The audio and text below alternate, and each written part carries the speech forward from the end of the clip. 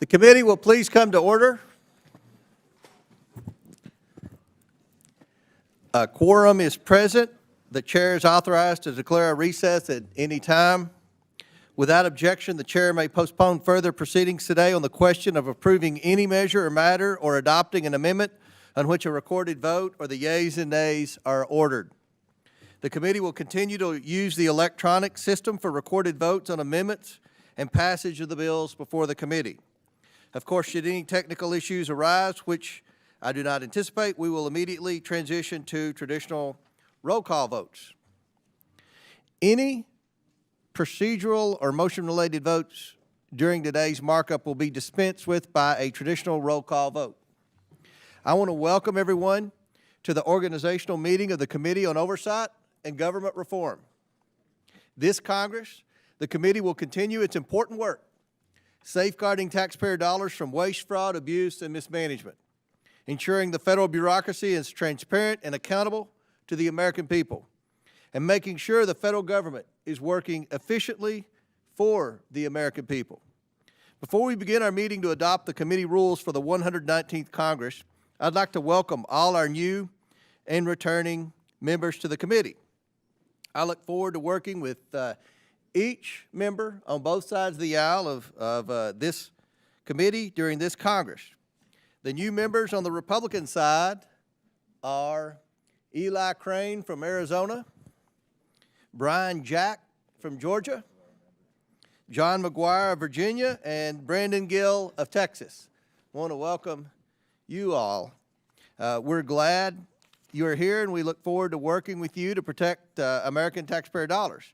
I'd also like to congratulate Ranking Member Jerry Conley on his appointment to serve as the Ranking Member of this Congress. Thank you. A significant upgrade, I might add. We're really happy to have you here.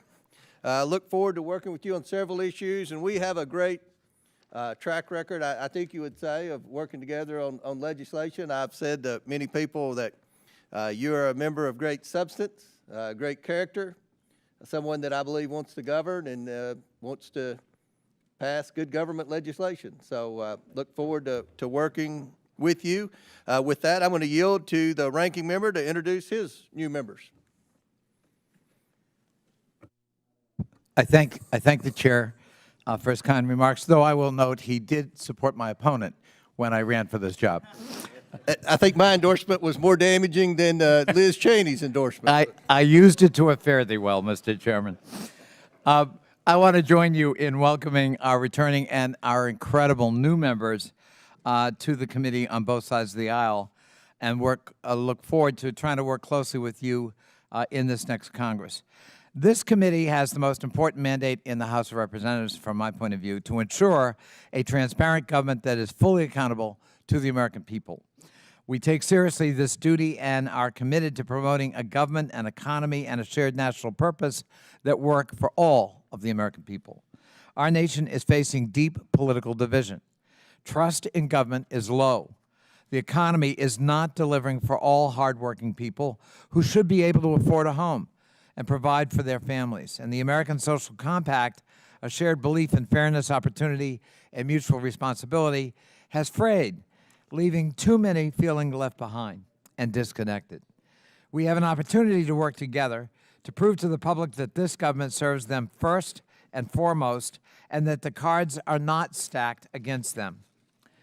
As the committee organized at the start of the 117th Congress, Mr. Chairman Comer, you acknowledged that the chair of the committee is historically reluctant to send serious inquiries to an executive branch comprised of the same party. Following that mold would do a grave disservice to the American people who demand that their tax dollars be spent wisely and effectively, unquote.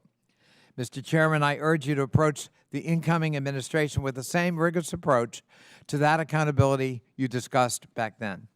Throughout my time in this committee, I've been a staunch advocate for improving the federal government to ensure that it responds to the needs of our constituents, whether through improved and expanded use of modern technologies, the reduction of waste and fraud, more efficient acquisition processes, and so much more. We can create a more responsive and accessible government and find political common ground. But a responsive government is never enough. We have much work to do to ensure that the federal government is also accountable. To do this, we must make clear that the entire federal government, from the president on down, is subject to the rule of law. We must acknowledge where we have not met that standard and work together to restore the basic guardrails envisioned by the founders of our republic. And we must continue to advance the rights and liberties of the American people, because a truly effective and responsive democratic government must always protect individual rights. It would be easy to say reform is too hard. Things are too broken. Change is too slow. Why not just give up and scrap what doesn't work? This committee doesn't have that luxury. Again, the American people are depending on us to deliver on our promises for a government, an economy, and a shared national purpose that works for them. I don't believe any of us would be here today if we didn't think that we could accomplish the hard work of this committee as it has before it. I hope the committee can work together to set aside partisan politics to deliver fact-based, reasoned results for the public we serve. And I urge my colleagues on both sides of the aisle to consult early and often on letters, excuse me, hearings, witnesses, subpoenas, and legislation. We may not, and we know we won't always agree, but we must endeavor to always remain respectful and reasonable, and I hope that will be the new standard of this committee on both sides of the aisle. As a subcommittee chairman and ranking member, it's always been my goal to encourage a respectful exchange of ideas, vigorous but respectful, and I will continue to promote that approach and that level of civility as the ranking member of this full committee. I ask my colleagues to approach all of our work in the same way. Now, on to business. The task of our meeting today is to establish rules for this committee for the 119th Congress. These rules will serve as the architecture for the committee to operate over the next 2 years. I believe that's why it's critical these rules not only empower the committee to act effectively and efficiently, but to protect minority rights. To further those goals, committee Democrats will offer a handful of what I think are reasonable common sense amendments for consideration. Excuse me, Mr. Chairman. You and I have already spoken a couple of times, and I appreciate the commitment you've made to work together as much as possible. Again, I welcome everyone to the committee and look forward to our deliberation. I want to thank the ranking member, and again, I look forward to working with you. And I think there are a lot of areas where we can find common ground. Even in the last Congress, we found common ground on many issues related to cybersecurity, information technology, as well as our 3 PBM hearings and investigations. So look forward to this Congress. Before we move to consideration of the committee rules, I want to mention a few things. The rules package before you is substantially the same as last Congress with only a few changes, and I want to just mention those changes. First, I want to highlight Rule 6, which outlines our new subcommittees and their jurisdictions. Through these subcommittees, we will once again focus on the priorities of the American people. Second, we are including language in Rule 5 to accommodate the electronic voting that this committee adopted last Congress, and I don't think anyone complained about that. It reduced the time of our markups at least an hour. Lastly, Rule 15J contains changes regarding the transcription of witness testimony. I would like, before we get into the committee hearing, I was going to yield back to Representative Conley to see if he wanted to introduce your new members. Can you have that? I do. And while he's looking that up, I want to welcome the new Democrats to the most high-profile committee in Congress. You all are hit the ground running. So, Representative Conley. So, let's see. We have new members: Emily Randall, Suhas Subramanian from my corner of the world in Virginia. Welcome, Suhas. Yasmin Ansari from Arizona. Wesley Bell from Missouri. Latifah Simon from California, and Dave Min from California. Welcome. Welcome.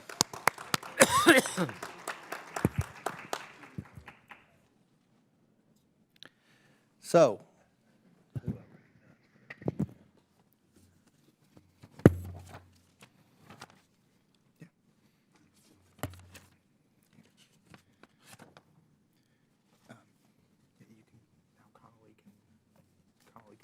Okay. We'll begin the debate on any amendments to committee rules. Does any member seek recognition? Chair recognizes Ranking Member Conley. Mr. Chairman, I have an amendment at the desk. The clerk will distribute the amendment to all members. Does everyone have a copy of the amendment? The clerk will designate the amendment. An amendment to the rules of the Committee on Oversight and Government Reform for the 119th Congress is offered by Mr. Connolly of Virginia. Without objection, the amendment is considered as read. I reserve a point of order. The gentleman, the ranking member, is recognized for 5 minutes to explain his amendment. Thank you, Mr. Chairman. The committee's proposed rules are silent on whether or not the chair consults with the ranking member and provides a draft copy of a proposed subpoena in advance of the one being issued. This amendment would simply require that at least 24 hours in advance of authorizing and issuing a subpoena, the chair would consult with the ranking member and provide a draft copy of the proposed subpoena. This is similar to the rule adopted by the Judiciary Committee. During the 118th Congress, the ranking member was not consulted or not notified of a single subpoena out of more than 50 that were issued. The practice followed last Congress excuse me, was a significant departure from the precedent set by former Democratic Chairman Cummings and Chairwoman Maloney in the 116th and 117th Congresses. Both Democratic chairs consistently provided the ranking member with 48 hours notice and a copy of the subpoena before it was issued. My amendment is also similar in nature to the one that you, Mr. Chairman, offered at the organizational meeting at the start of the 117th under a Democratic majority at that time. At that time, you said, and I quote, "The subpoena is a powerful tool, and that notice and consultation are common sense measures that the majority should afford the minority to the fullest extent possible." I strongly agree with those sentiments that you expressed in the 117th Congress. I'd also be remiss if I didn't give proper recognition to the source of the amendment that I propose. My amendment is modeled off language that Chairman Jim Jordan of the House Judiciary Committee has included in his committee rules for this Congress on the Judiciary Committee. Returning to a practice of proper notice on the issuance of subpoenas would lend further credibility to the reputation of this committee and take away from the harmful practice of issuing secret subpoenas. In the spirit of cooperation and collegiality, I think we should return to this committee's prior precedent. We can't allow the Oversight Committee's rules and practices to become a race to the bottom. The Democratic members of the committee and the American public, I think, both deserve better. I urge members to support this simple common sense amendment, which has been adopted on the Judiciary Committee, and I yield back. The ranking member yields back. I'll now recognize myself for 5 minutes. And I must say I am sympathetic to that request. Many of you will remember I was a ranking member for 2 years with the Democrat majority, and I did offer the exact same amendment that the ranking member just presented today, and I just so happened to have a roll call from the 117th Congress. And lo and behold, Mr. Connolly voted against the amendment that he offered today. Mr. Chairman, might I just point out, actually, it was not the same amendment. What your language would have required a vote. We're not doing that today. Well, at any rate, as we've discussed, we're going to communicate. I think we're going to have a very good working relationship like Chairman Cummings and Mark Meadows and Jim Jordan had, I feel like. As we've discussed, this congressional subpoena is a powerful tool which should be used only in appropriate circumstances. I have vowed to use this power responsibly and only when necessary. Document subpoenas must be issued after I've exhausted reasonable efforts to obtain voluntary compliance with requests for information critical to this committee's work. It will be very clear to committee members and to the ranking member when I need to issue a subpoena to ensure that the committee has the information it needs to conduct oversight investigations and hold wrongdoers accountable. Similar amendments were proposed by past Congress, and we mentioned that. And unfortunately, when the last time the Democrats were in the majority and the Republicans had the same request, as I noted earlier, the Democrats voted that amendment down. I do not see any reason why the rules should change now. But to be clear, I'm not opposed to providing reasonable notices of subpoenas as a matter of practice, and will continue to work with the ranking member to ensure the minority is appropriately informed. And I must say that in the last 3 weeks or however long it's been since Representative Connolly was elected to be ranking member, I think the dialogue with our staffs, the majority staff and minority staff, has been excellent. It's been significantly better than it has been in the past, and I think we have a very bright future to work together. But on this amendment, Mr. Ranking Member, I oppose this amendment, and I urge my colleagues to vote against it. Do any members wish to seek recognition? Any other members? Mr. Chairman, Yes, Mr. Lee. as I recall it, your amendment required a vote on the subpoena. Mr. Conley's amendment is de minimis here, and that is just you need to, not only is it waivable if circumstances in your determination require it, but also this is mere notice. There's no vote that the minority is claiming here. I think it is a really de minimis obligation on the part of the chair just to let Mr. Connolly know of a subpoena being issued. Would my friend yield? I would yield. I thank my friend. He's correct. The substantial difference between the roll call vote, my friend the chairman cited, and what we're discussing here today is quite substantial. It would have required a vote to approve a subpoena. We're not seeking that because our hope is that someday the worm turns, and we're not going to necessarily give away the power of subpoena when we're in the majority. And we don't expect this majority to do it either. However, what we are asking for is a reasonable standard of consultation, advanced consultation, so we are not surprised or reading about a subpoena that may be very consequential and very controversial or not. You know, we believe that in the work of the committee, as was the tradition, my predecessor, Tom Davis, who's coming to testify tomorrow on a hearing before this committee, and then chairman of this committee, Henry Waxman, actually had a modus vivendi where they agreed before they issued a subpoena. We're simply asking for advance notice and consultation, no restriction on the ability of the chairman to issue the subpoena. I think that's a fairly reasonable standard, and I thank my friend from Massachusetts for clarifying, and I yield back to him. I thank the gentleman. Just very briefly, and again, Mr. Connolly's amendment allows that the chair may waive this requirement in the event of an emergency that does not reasonably allow for advance notice. So I think it bends over backwards trying to respect the prerogative of the chair. And with that, I yield back. Gentleman yields back, and I might add that just to correct the amendment that that we offered didn't require a vote unless the ranking member objected to the subpoena. I think that's the way the language was. Is that correct, Mr. Conley? So just wanted to correct that. And again, I can tell you we will work with the ranking member, and our staffs will be in constant communication on these subpoenas. Honestly, and I've said this to the press, so this isn't any groundbreaking news, we had issues with, whenever we issue a subpoena for the freshmen, whenever a subpoena is issued, the minority gets a copy when the subpoena is issued. Whenever subpoena documents come in, both sides get the documents at the same time. And there were lots of issues with, sometimes we would prefer some of the subpoenas didn't make the press, but they were leaked to the press.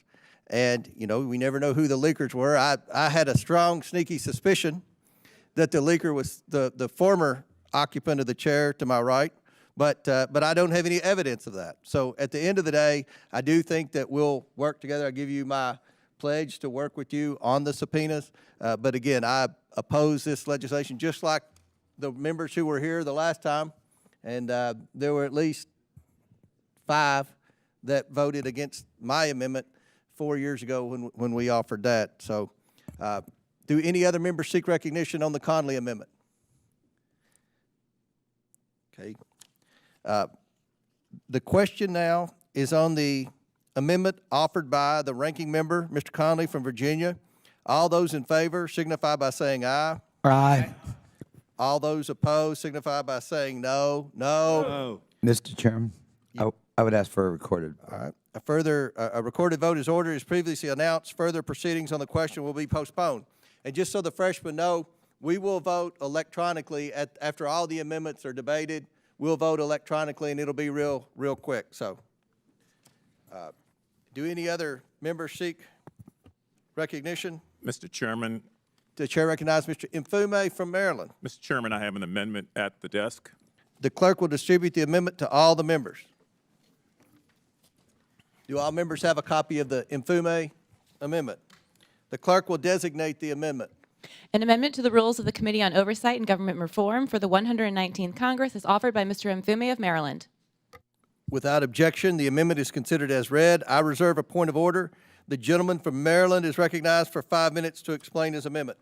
Thank you, Mr. Chairman and Ranking Member. This amendment, I believe, strongly helps the Oversight Committee maintain the order, reasonableness, and intellectual honesty for which we have been known for many, many years as a committee for, both in the Congress and more broadly in the minds of many of the American people. Specifically, my amendment would preserve the jurisdictional authority of the Subcommittee on Government Operations and Federal Workforce in the current Congress from what it was in the previous Congress by merging the Government Operations Subcommittee and the newly fashioned Delivering on Government Efficiency Subcommittee in the 119th Congress. As an initial matter, Mr. Chairman, I call our attention to the fact that this committee operated in the 118th Congress, also with 5 subcommittees, yet the proposed rules before us today would expand that number to 7 subcommittees. In an age where government efficiency is the mantra, it appears that we're doing exactly what we say the federal government should not do, growing in size and creating unnecessary overlapping bureaucracy. As a point of personal privilege, Mr. Chairman, I served as ranking member on the Government Operations and Federal Workforce Subcommittee in the previous Congress. And thanks to a very healthy working relationship with Subcommittee Chairman, the distinguished gentleman from Texas, Mr. Sessions, we were together able to repeatedly go after the bad guys, the swindlers, the fraudsters, and the crooks, and in the process analyze many of the underlying causes for improper payments in federal government programs that were draining American citizens of hundreds of millions of dollars and depriving many of our poor citizens from some of the basic things they need because oftentimes the money had been taken out, swindled, and stolen. Likewise, we were able to address backlogs and delays at federal agencies, including within the Department of Defense, and we've had a healthy working relationship with a number of inspector generals who were part and parcel of the work of that committee and very much responsible for not only finding the bad guys, but also moving toward conviction of many of them. So forgive me if I find it not genuine to pretend that the pursuit of government efficiency is new. We've been doing that, and we've been doing it year after year. Likewise, forgive me if I find it not genuine also to divest the Subcommittee on Government Operations and Federal Workforce of all of its jurisdictional rights. And when I say all, I mean some of the most important ones, particularly the oversight of federal employees. Mr. Chairman and Ranking Member, I believe each one of us know that on both sides of the aisle, in our heart of hearts, American campaigns and American elections are in peril because of money. I would offer also that our government is in peril but because of money, but money going the wrong way, from where it's supposed to go to people who have devised all sorts of schemes to get around that and who are making fortunes off of money intended to help the American public. So I just believe that this situation we have really calls for the merger of these committees, not the separation of them. And as I said before, not the growth from 5 until 7. So I would urge members of the committee to consider that, consider the work that we've been doing in that subcommittee, to consider the fact that these 2 committees should have joint oversight and be combined. And I would urge its passage and yield back without objection, Mr. Chair, to you and to the ranking member for any additional or concluding remarks. Thank you. Gentleman yields back. I'll recognize myself for 5 minutes. And I agree with what you said, Mr. Mfume, the great work that Chairman Sessions and you did on the Government Ops Committee. There's not two finer members of this committee than you two. We're going to be very busy this Congress.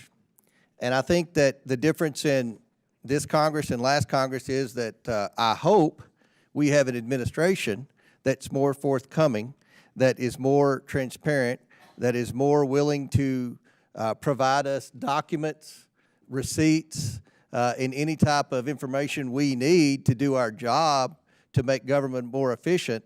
And if that's the case, we're going to be using a lot of subcommittees to do a lot of work. We believe that if you look at the current level of bureaucracy, the current level of spending, the current level of the lack of efficiency from what we're going to be talking about tomorrow in our hearing, government employees not coming to work, I think that we've got a lot of work to do. The Government Operations Subcommittee will still be the top subcommittee on this committee, but we're going to have 2 additional subcommittees as well, because we believe there's going to be a huge portfolio of oversight for us to conduct this session, and we want to have as many members of this committee participating and working to try to achieve our goal of making government more efficient. And you mentioned something that I think this committee did a great work, Chairman Sessions and your work, improper payments.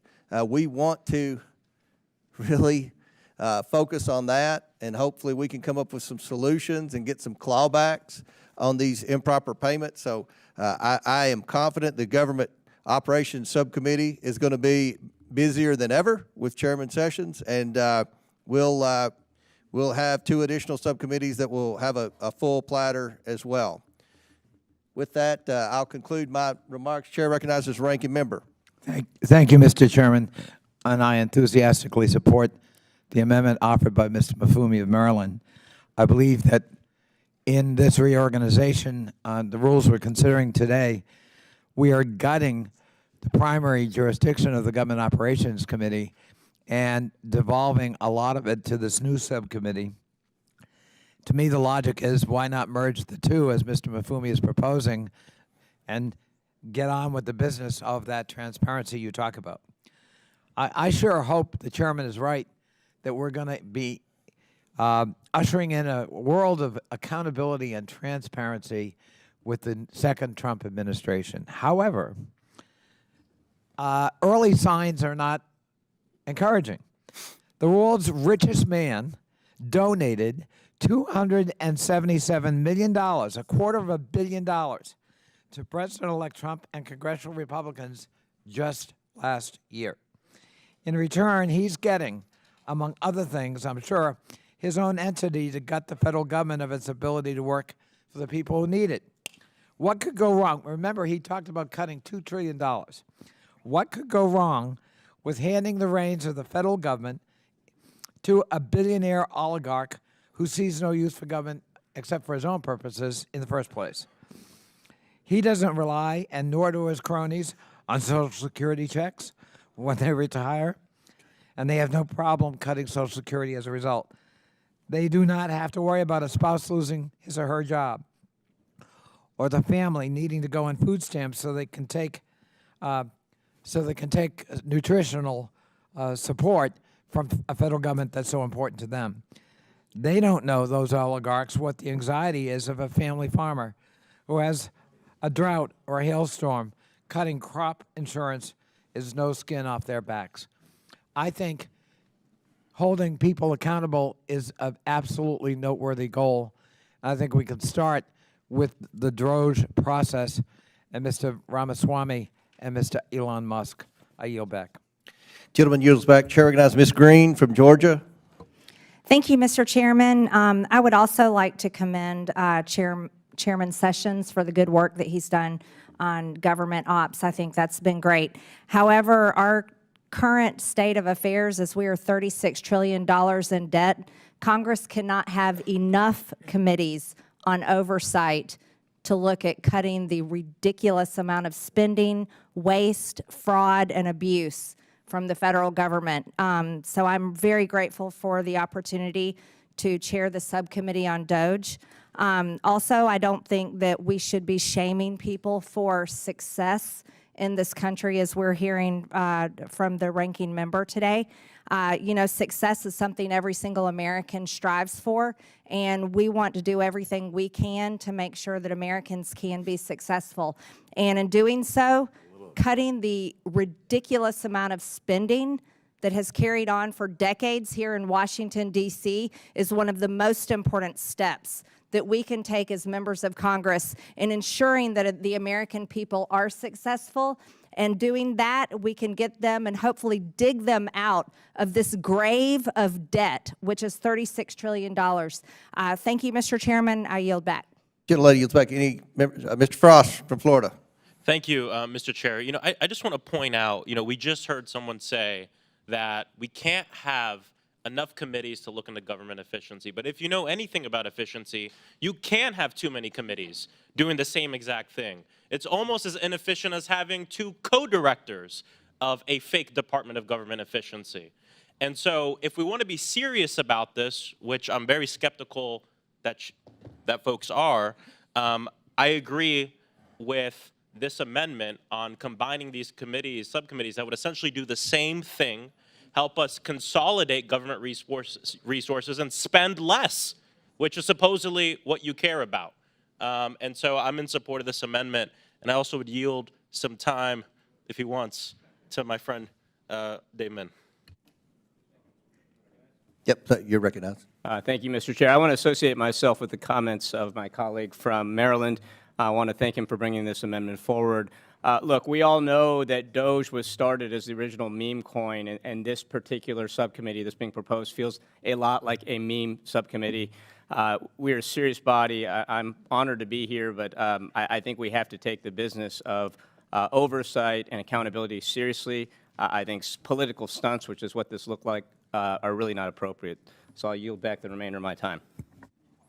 All right, gentleman yields back. Chair recognizes Mr. Biggs from Arizona. Thanks, Mr. Chairman. Of course, I oppose this amendment. It is dripping with TDS, dripping with TDS. This is the crap that goes on from the other side. The fact that you would say, oh, my gosh, we're going to talk about Donald Trump and hassle him. I mean, that you talk about cooperation, oh, lovey-dovey, let's unify, and then you just spit all over a fairly rational move, which is to divide a subcommittee up to actually go after specific items while the other one's going after broader items. And Chairman Sessions did a great job, $1.7 trillion of improper payments over 3 years. Wonder where that came from. From the same guys who were criticizing wanting to look at Doge more specifically. Mr. Chairman, this is what you get. They want you to feel good and join their hand in hand and walk along with them while they want you close enough so they can stab you in the back. I'm an absolute no on this. I wish that I felt there was some sincerity to work together, but there is none. It's Would the gentleman yield? It's perfectly clear in the comments of the ranking member that we just heard, and I'll yield to the chairman. Do any other members seek recognition? Chair recognizes Ms. Mace. Ms. Stansberry from New Mexico. Yes, Mr. Chairman, obviously, if the stated purpose of the DOGE subcommittee is to promote government efficiency, wouldn't we also want government efficiency here in Congress? I think that is what Mr. Mafume is trying to achieve with this amendment, and with that, I yield the remainder of my time to him to explain. I thank the gentlewoman for yielding.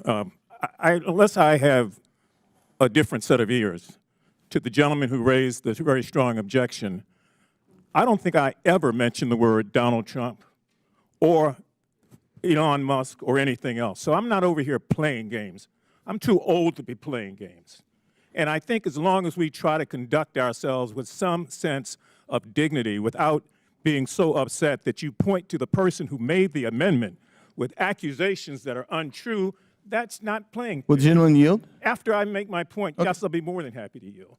I'm just saying if we're going to have a bipartisan relationship here, which is what Mr. Sessions and I had as we chaired and co-chaired that committee and came up with all of those savings in dollars, it was because we took time to recognize the dignity of both sides and the right to disagree in a very agreeable sort of way. So when you make those accusations about me, sir, go back and look at what I said in the introduction of this amendment, and you will see that you were clearly off mark, and I will yield. Thank you. Yes, you and Mr. Sessions worked together. I did not make comments to you. I specifically mentioned the ranking member. I'll yield back. Chair recognizes Ms. Mace. Thank you, Mr. Chairman. I don't think we should be taking the advice from a group of people who can't define what a woman is. You certainly can't define what government efficiency is. So let's just start right there, Mr. Chairman. I support the subcommittee, the creation of the subcommittee on DOGE. I wildly support Marjorie Taylor Greene as the subcommittee chairwoman. And again, to the party who says we don't like or support women, well, guess what? We have 2 women on this committee who are subcommittee chairwomen who carry gavels. And we're working for the President of the United States, the President who made the first female chief of staff ever in the history of the United States. And I also want to correct the record of the ranking member earlier. There's no Republican up here who has cut Social Security. That is a lie. That is a lie being promulgated by the left, aided and abetted by the mainstream media, and all those liars out there on social media on the left saying that is not true. And when we want to talk about oligarchy, we had Joe Biden, we had Nancy Pelosi, we had Chuck Schumer controlling everything on the Hill in the Capitol for years. And guess what they've all delivered? They delivered the worst economy in history for Donald Trump. They have delivered more terrorists coming across the southern border than any administration in history. And so this subcommittee is greatly needed, Mr. Chairman. I hope that we all support it unanimously. Ms. Green, you're going to do a great job as subcommittee chairwoman. I would love to be waved on anytime you let me, because it's time that we stop wasting American taxpayers. It is time that we stop wasting time up here on the Hill. We stop wasting time here in Congress talking about BS. And someone brought up dignity earlier.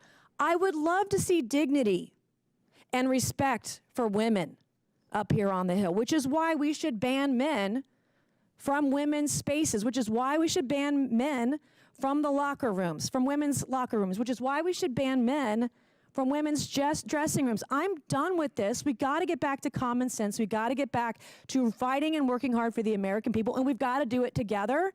So you guys can talk all you want on the left side of the aisle. You're not going to be successful because there was a mandate in November, the most historic mandate by Donald John Trump. And the American people want us to get our stuff together. Notice how I'm not cursing today. They want us to get our stuff together and work for the American people. And that starts now. That can start with the DOGE subcommittee. That can start with every committee on the Hill today if we put in the effort and the work to do it. Thank you, Mr. Chairman, and I yield back. Gentlelady yields back. Anybody? Chair? Ms. Crockett? Chair recognizes Ms. Crockett. I'm so glad that we could finally end that nice little propaganda commercial break. Listen, I don't know what Ms. Mace was talking about. I thought we were talking about government efficiency. And the last time that I checked, this committee in the 118th, just like in the 119th, has been governed by the Republicans. Chairman, is it not true that you were the chairman in the 118th? You were. Okay, so the Republicans have controlled this committee. So my question is, why is it that you need to create an entirely new subcommittee when you literally could go through and do whatever work it is that you're talking about handing over to the gentle lady who has never seemingly brought up anything about efficiency? The only thing I recall from the 118th was her spending a lot of time on somebody's junk in this committee. So let me be clear. Y'all had a chance, you chose not to use it, so why should the American people be convinced that now all of a sudden, because you create a new committee that has been promulgated by a real oligarch, You're talking about Chuck Schumer and Nancy Pelosi. They were actually duly elected, not somebody sitting there buying Twitter and just happened to be the richest person in the world telling y'all what to do. Let me tell you something. Y'all need to find some people that actually care about their constituents. And honestly, whenever y'all are ready to work, we on this side of the aisle have always been ready to do what is right by the American people. Instead, what you can continue to do is go after the most vulnerable in our country. The fact that you just sat up there and somehow figured out how to tie trans folk to your argument makes no sense to me. But let me tell you something. Trans people ain't going nowhere, just like when the racists wanted to make sure that black people somehow were going to be dismissed in this country. We ain't left either. And I'll yield. Would you yield back? I'll yield to the gentleman from Florida. I just want to say one thing, and I hope everyone's listening, because there's something one of our colleagues just said that I actually think is true. It was a lot of lies, but there's something I think is true. And it's when they said that they work for Donald Trump. Last Congress, no Democrat on this committee worked for Joe Biden. We work for our constituents, and we worked with Joe Biden. That right there shows why this committee and this subcommittee is being proposed. It has nothing to do with your constituents, nothing to do with government efficiency. It has to do with your boss, not the people who elected you, but Donald Trump, and then his boss, Elon Musk. I yield back.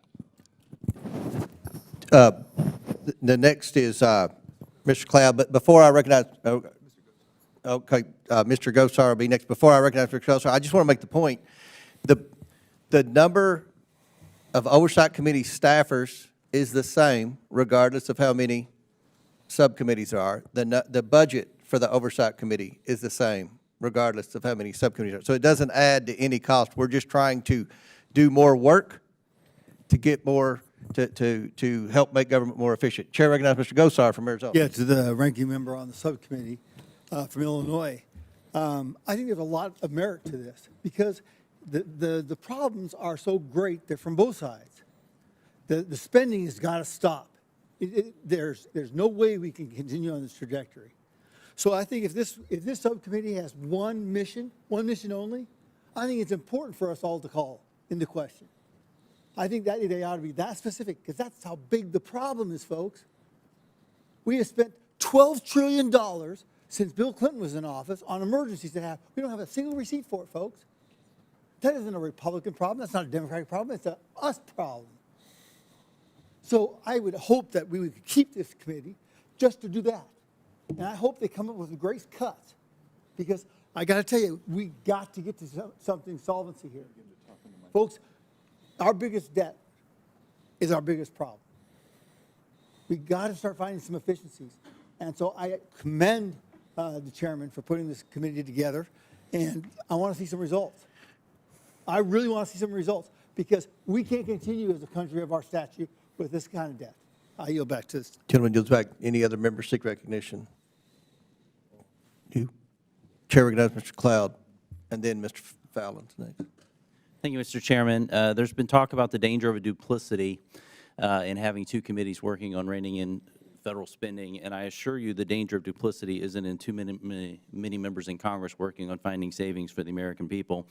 That's almost a comical thinking. The danger of duplicity lies squarely in the bureaucracy that is way outgrown its authority, way outgrown its mandate, has become a bastion of waste, fraud, abuse, error, and a heavy burden on the American people.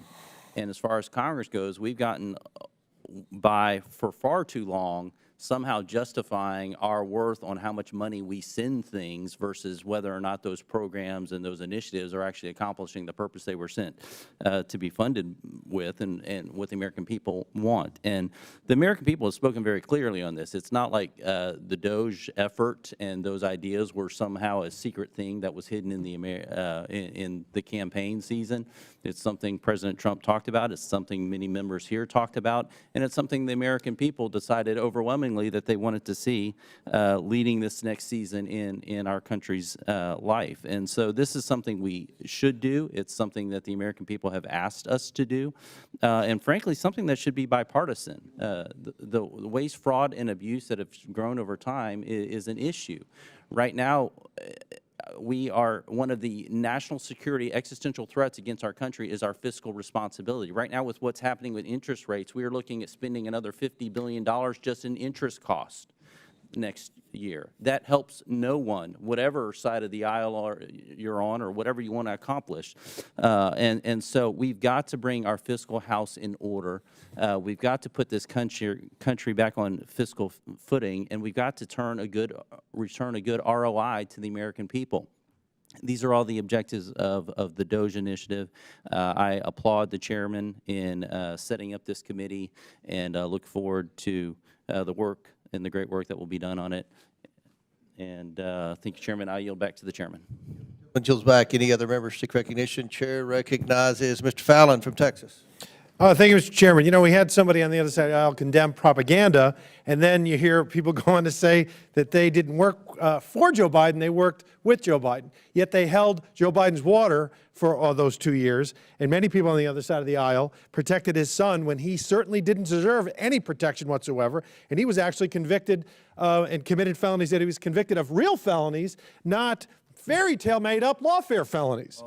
So we work for the American people. We're accused just now of not working or caring for the American people either. Well, the American people in November, 5 million more of them voted for Republican candidates for Congress than they did Democrats. That is a clear mandate that the American people do not agree with that sentiment whatsoever. And then when you talk about DOGE, my colleague just said, Mr. Cloud, $800 billion plus has been burned and wasted on paying interest on the debt itself. This is an existential threat to our country. Democrats and Republicans should be joining hands on DOGE and not criticizing with viciousness a committee that has never even met yet. How dare you, Marjorie Taylor Greene? What are you doing? You're doing a horrible job, not even having done your job yet because we didn't give you a chance to. So how about being fair arbiters and saying, you know what?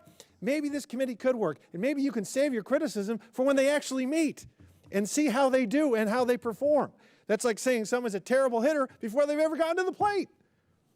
And then I guess we're going to hear for the next 2 years about Elon Musk. Every time you hear his name, hateful oligarch. You can just mark it down now how many times we're going to hear it. The over-under is about, I'd say, 9,000. I yield back. Do any other members seek recognition? Seeing none.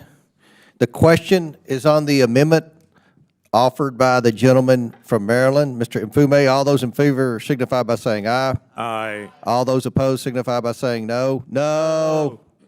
In the opinion of the chair. Mr. Chairman. Mr. Chairman. The, Mr. Mifune. Mfume. Yeah, request a recorded vote. The recorded vote is ordered. As previously announced, further proceedings on the question will be postponed. And I must admit, I just got a message that the tremendous 1980s technology in this committee room does not work, and we're going to have to do that all by voice vote instead of the electronic. But we'll suffer through it. Mr. Chairman? Yes, sir. Just a quick point of personal Yes, sir. privilege Yes, for sir. clarification and for the record, so that we're not lost on this, and the record reflects that this amendment was not getting rid of any committee.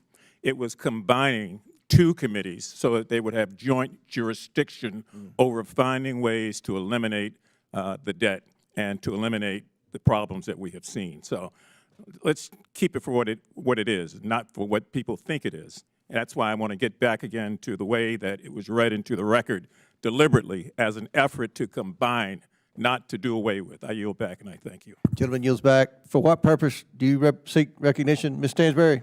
Thank you, Mr. Chairman. I have an amendment at the desk. Will the clerk please report the amendment? Or the clerk distribute the amendment? Everyone have the amendment, the Stansberry amendment? Okay, the clerk will designate the amendment. An amendment to the rules of the Committee on Oversight and Government Reform for the 119th Congress is offered by Ms. Stansberry of New Mexico. Without objection, the amendment is considered as read. I reserve a point of order. The gentlewoman from New Mexico is recognized for 5 minutes to explain her amendment.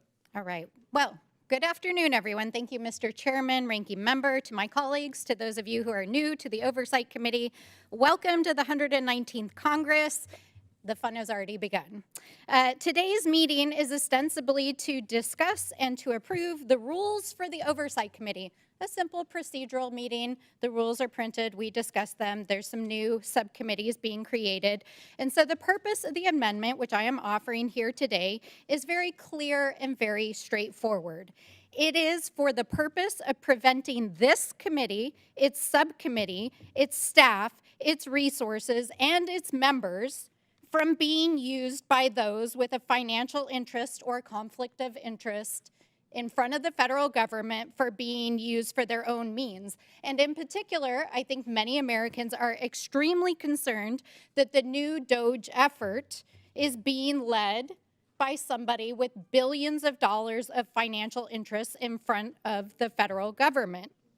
We know, because of reporting that came out yesterday in the New York Times, that already this DOGE effort, which is being led, of course, co-led by Mr. Musk, who is the richest man in the world, as has been stated here today, is literally already running this effort out of his private company headquarters here in Washington, D.C. at SpaceX, which has billions of dollars in front of the federal government in federal contracts.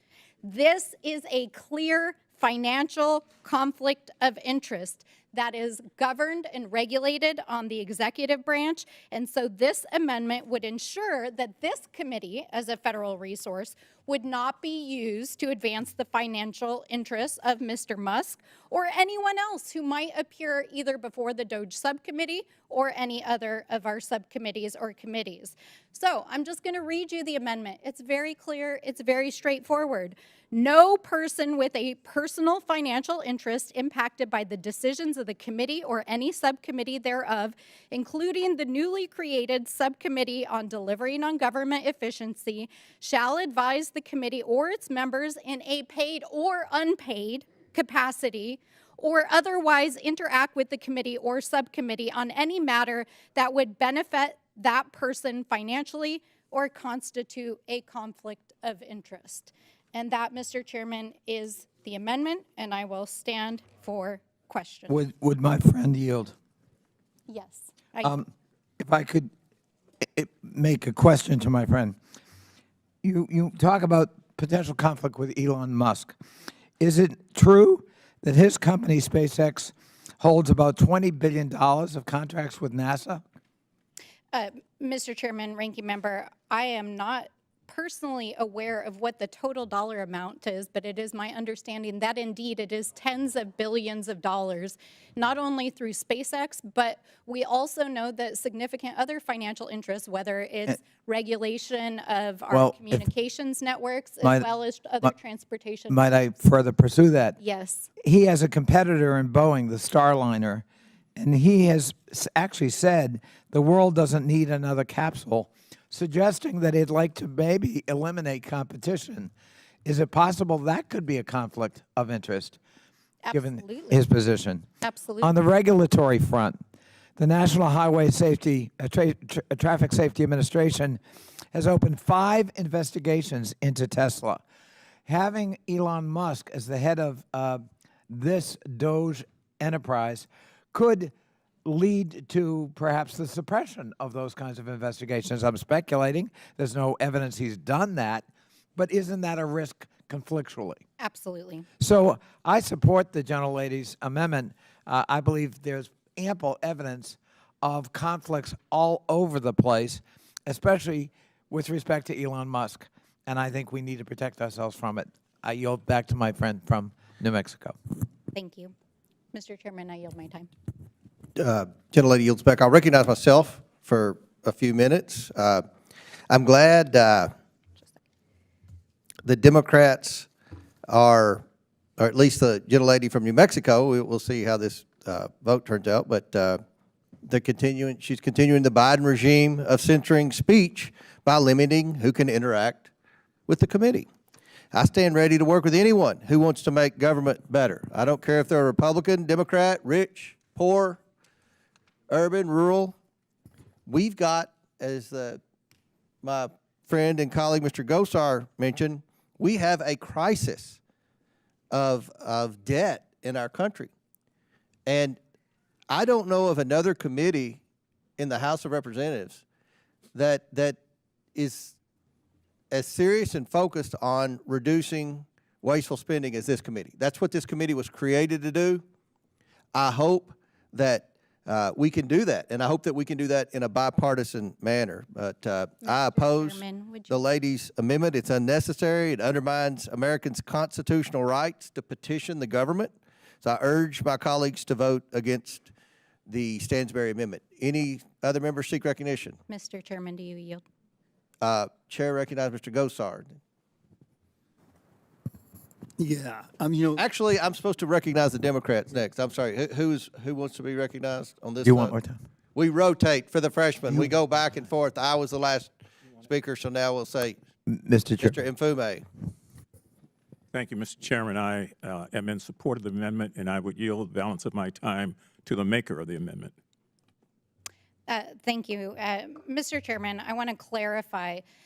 This is perfectly in accordance with the existing requirements within the executive branch of government. It is required under the executive branch that you provide financial disclosures, that if you have a clear financial conflict of interest with business in front of the federal government, and you have business in front of an agency that you are advising on, one, it's required that it be done in the public domain. It's obvious that you have to recuse yourself from any financial interests or government advising that have to do with that. And so this would put those same requirements on the legislative process. There are many, many Americans who can advise the federal government, thousands of Americans who work in the federal government and in the private sector on government efficiency. There is absolutely no reason why a billionaire who bought his way into Donald Trump's inner circle with $250 million in campaign donations should be the person that is allowed to run a different branch of government's efforts alongside our colleagues across the aisle who literally has tens of billions of dollars in front of the federal government and could benefit from the efforts that come before this committee. I yield back. Recognize Mr. Gosar. I find this very interesting. We've got a conflict of interest everywhere. You look at the wealth of some individuals, and I'm not picking out one side or another. Whether it be people working for us, people on this committee, all the way across the board have a financial interest. So are we even capable of doing this? Now, let me also tell you a little bit about Mr. Musk. What would have happened to those folks in North Carolina and Georgia and Florida that were taken back by the hurricanes? He volunteered to Starlink. So we also have to have an ability to have innovators, because the last thing I've seen in this body of work is that we're poor innovators. We don't think outside the box. We go over and over the same things over and over again, expecting a different result. That's insanity, folks.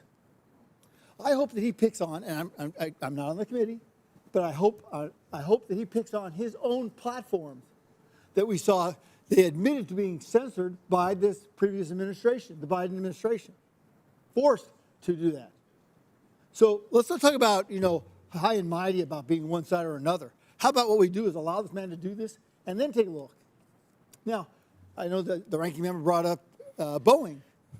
Well, I think we look at Mr. Musk because he's actually taken something that's actually gone further than anything Boeing's done.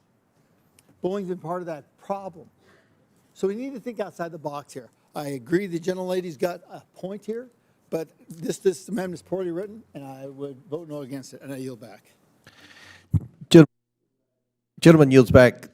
They've called votes. We're going to go another 5 or 6 minutes as long as we can, and then we'll recess to go vote. So any other members seek recognition?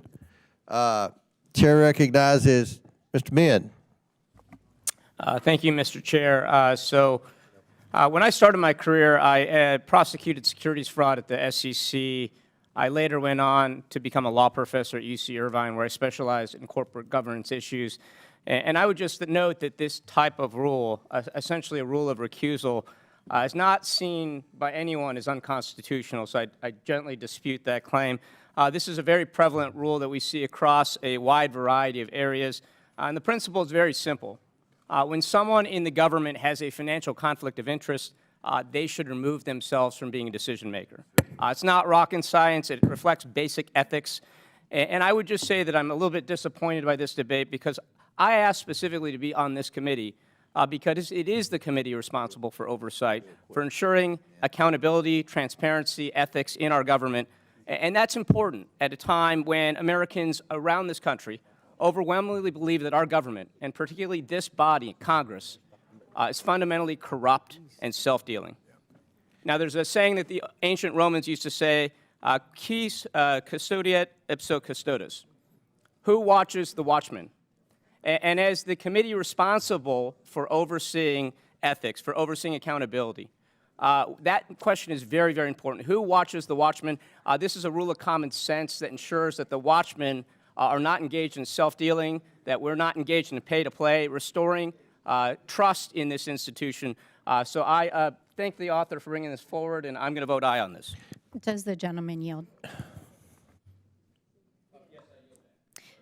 Thank you. And thank you so much, Representative Min. We're so grateful to have you and your expertise here on the committee.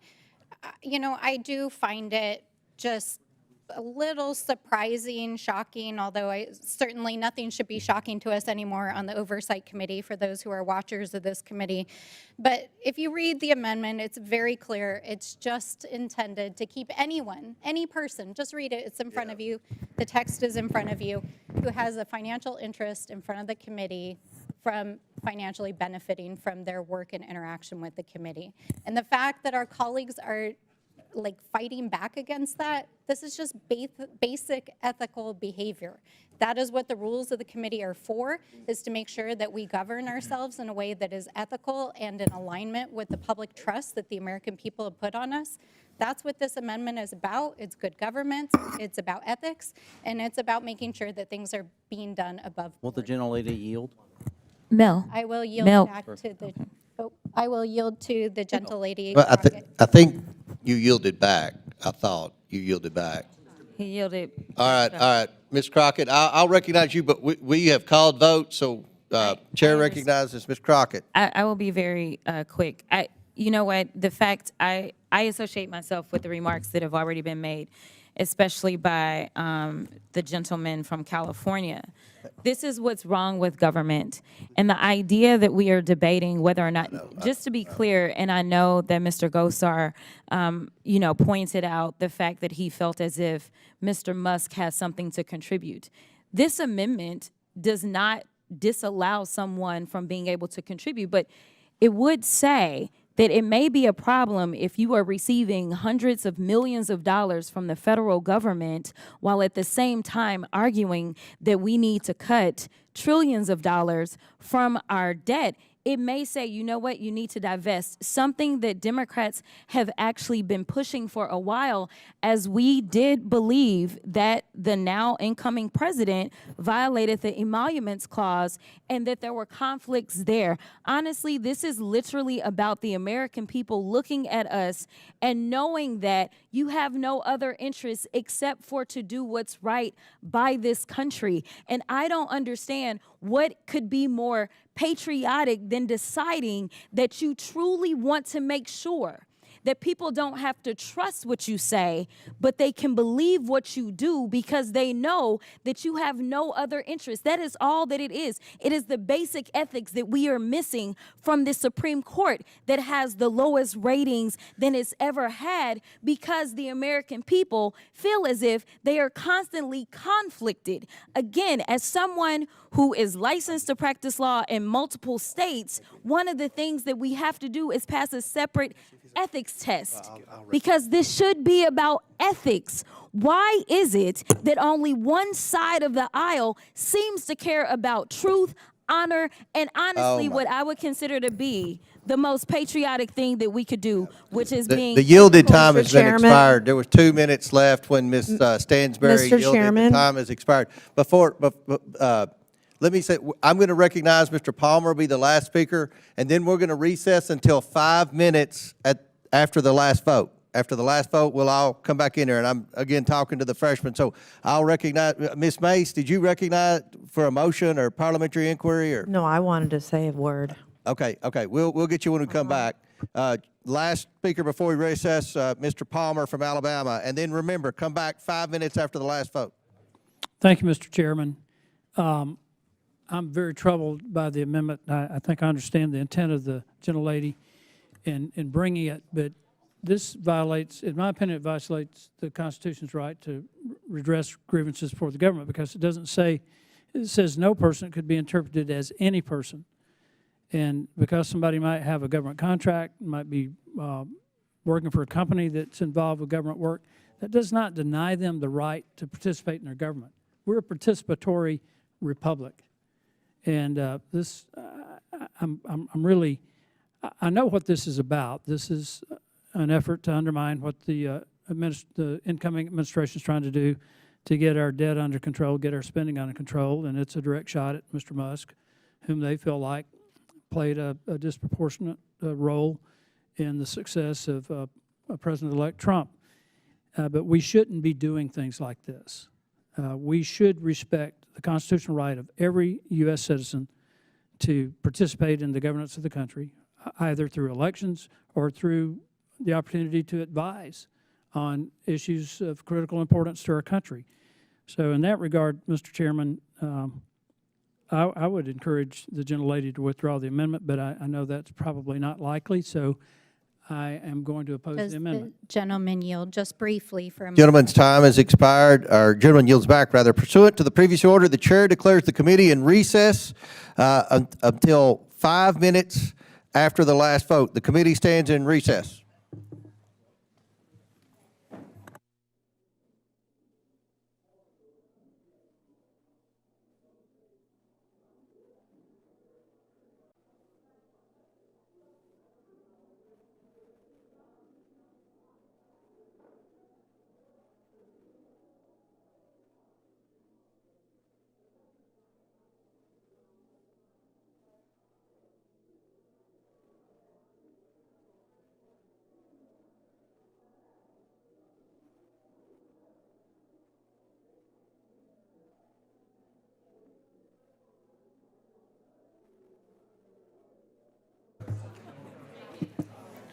The committee will come back to order.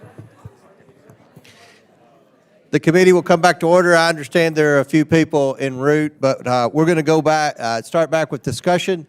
And it is now the minority side, and I believe I was informed that Ms. Crockett sought recognition for 5 minutes. Chair recognizes Ms. Crockett. Thank you, Mr. Chair. At this time, I'd yield the remainder of my time to the gentlelady from New Mexico. Thank you, Mr. Chairman, Ranking Member, Madam Crockett. This is a common sense good government amendment. The entire purpose of this amendment is to bring standard ethics language into the committee process to make sure that anybody who is interacting with this committee does not use it or its resources for personal profit. It's basic ethics language. It does not infringe on speech. It does not prevent someone from appearing or advising the committee on general issues or classes of issues which are permissible under the rules and the ethics of the House of Representatives.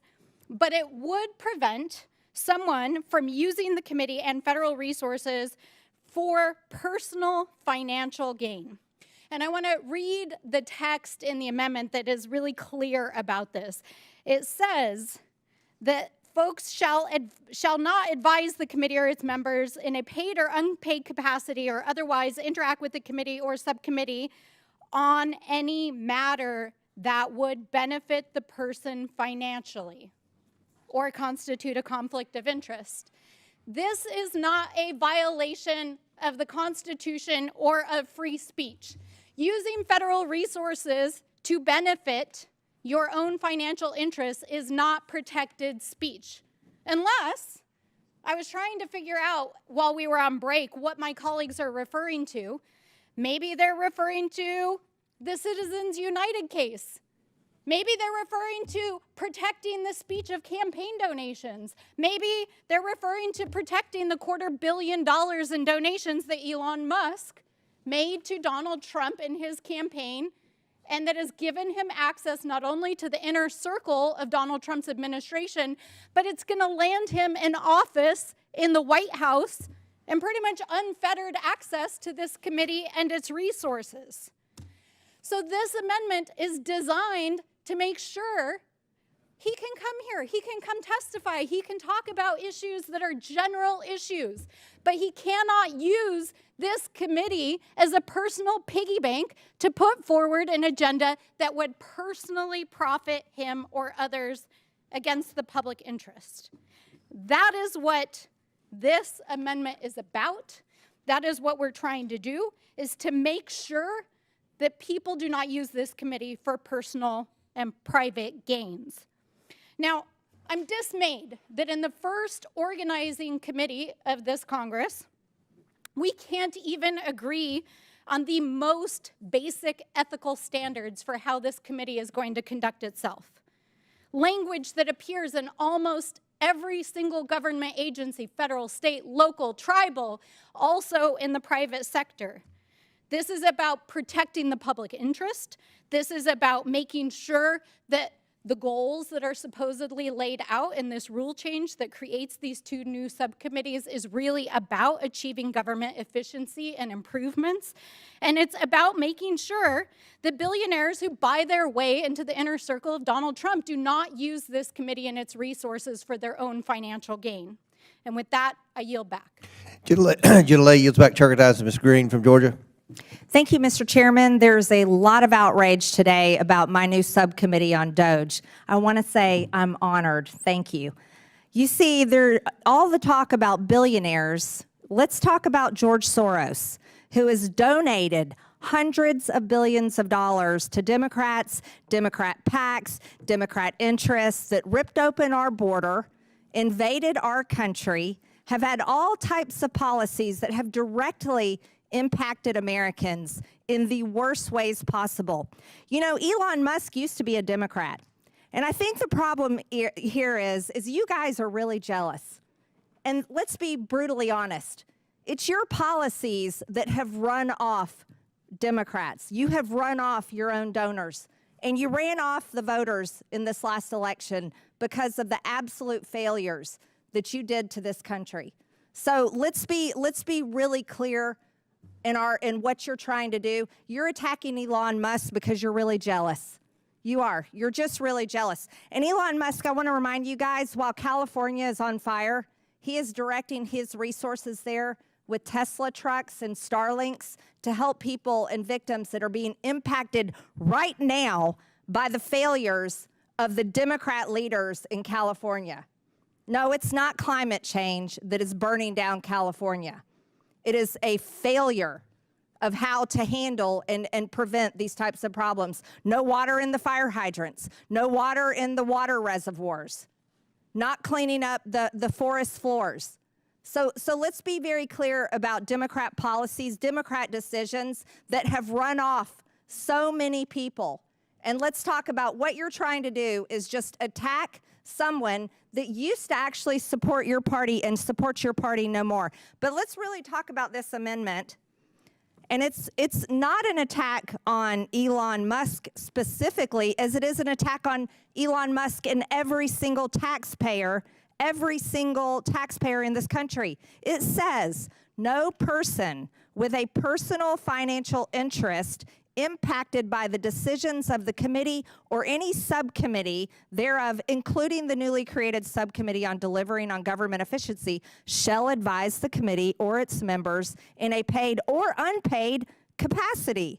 Think about that. So you don't want taxpayers to have any say in what this subcommittee holds hearings on, talks about things that need to be funded or unfunded, departments that need to be shut down, union employees of the federal government that need to be fired, unions that need to be busted up, waste, fraud, and abuse. If this amendment were to pass, this amendment would directly violate the freedom of speech of taxpayers, of Americans, because this amendment says that no one can have any say to committee members or on the subcommittee of government efficiency. That's what this amendment says. And our job and our role is to serve the taxpayers, to serve the American people, to protect their freedom of speech, to uphold their interest, to protect how their tax taxpayer dollars are used. And so this is why this committee we can't consider having an amendment like this in our rules, because we'd be violating exactly what we are here to do. It's a complete waste of time. And Mr. Chairman, I oppose this amendment, and I yield back. Thank you. Gentlelady yields back. Chair recognizes Mr. Garcia. Thank you. I just got to, first, that was a lot. And first, I think the people of California and the West absolutely deserve an apology for politicizing fires that are actually killing people right now, and where people are losing their homes, and the idea that somehow you want to politicize those and say that those were caused by crazy conspiracy theories. I don't think anyone should take any advice on how fires are created, certainly by someone that has said space lasers actually create forest fires. And so that deserves an apology to the people of California. And this idea that somehow Elon Musk is going to save us, the richest person on the planet, multiple times over, and that we're arguing about what he can do for this country when we're not actually bringing in people that are actually impacted by the policies of our friends on the other side of the aisle, I think is quite shameful. And the gentlelady from Georgia should apologize. Any other members seek recognition? Ms. Mace from South Carolina.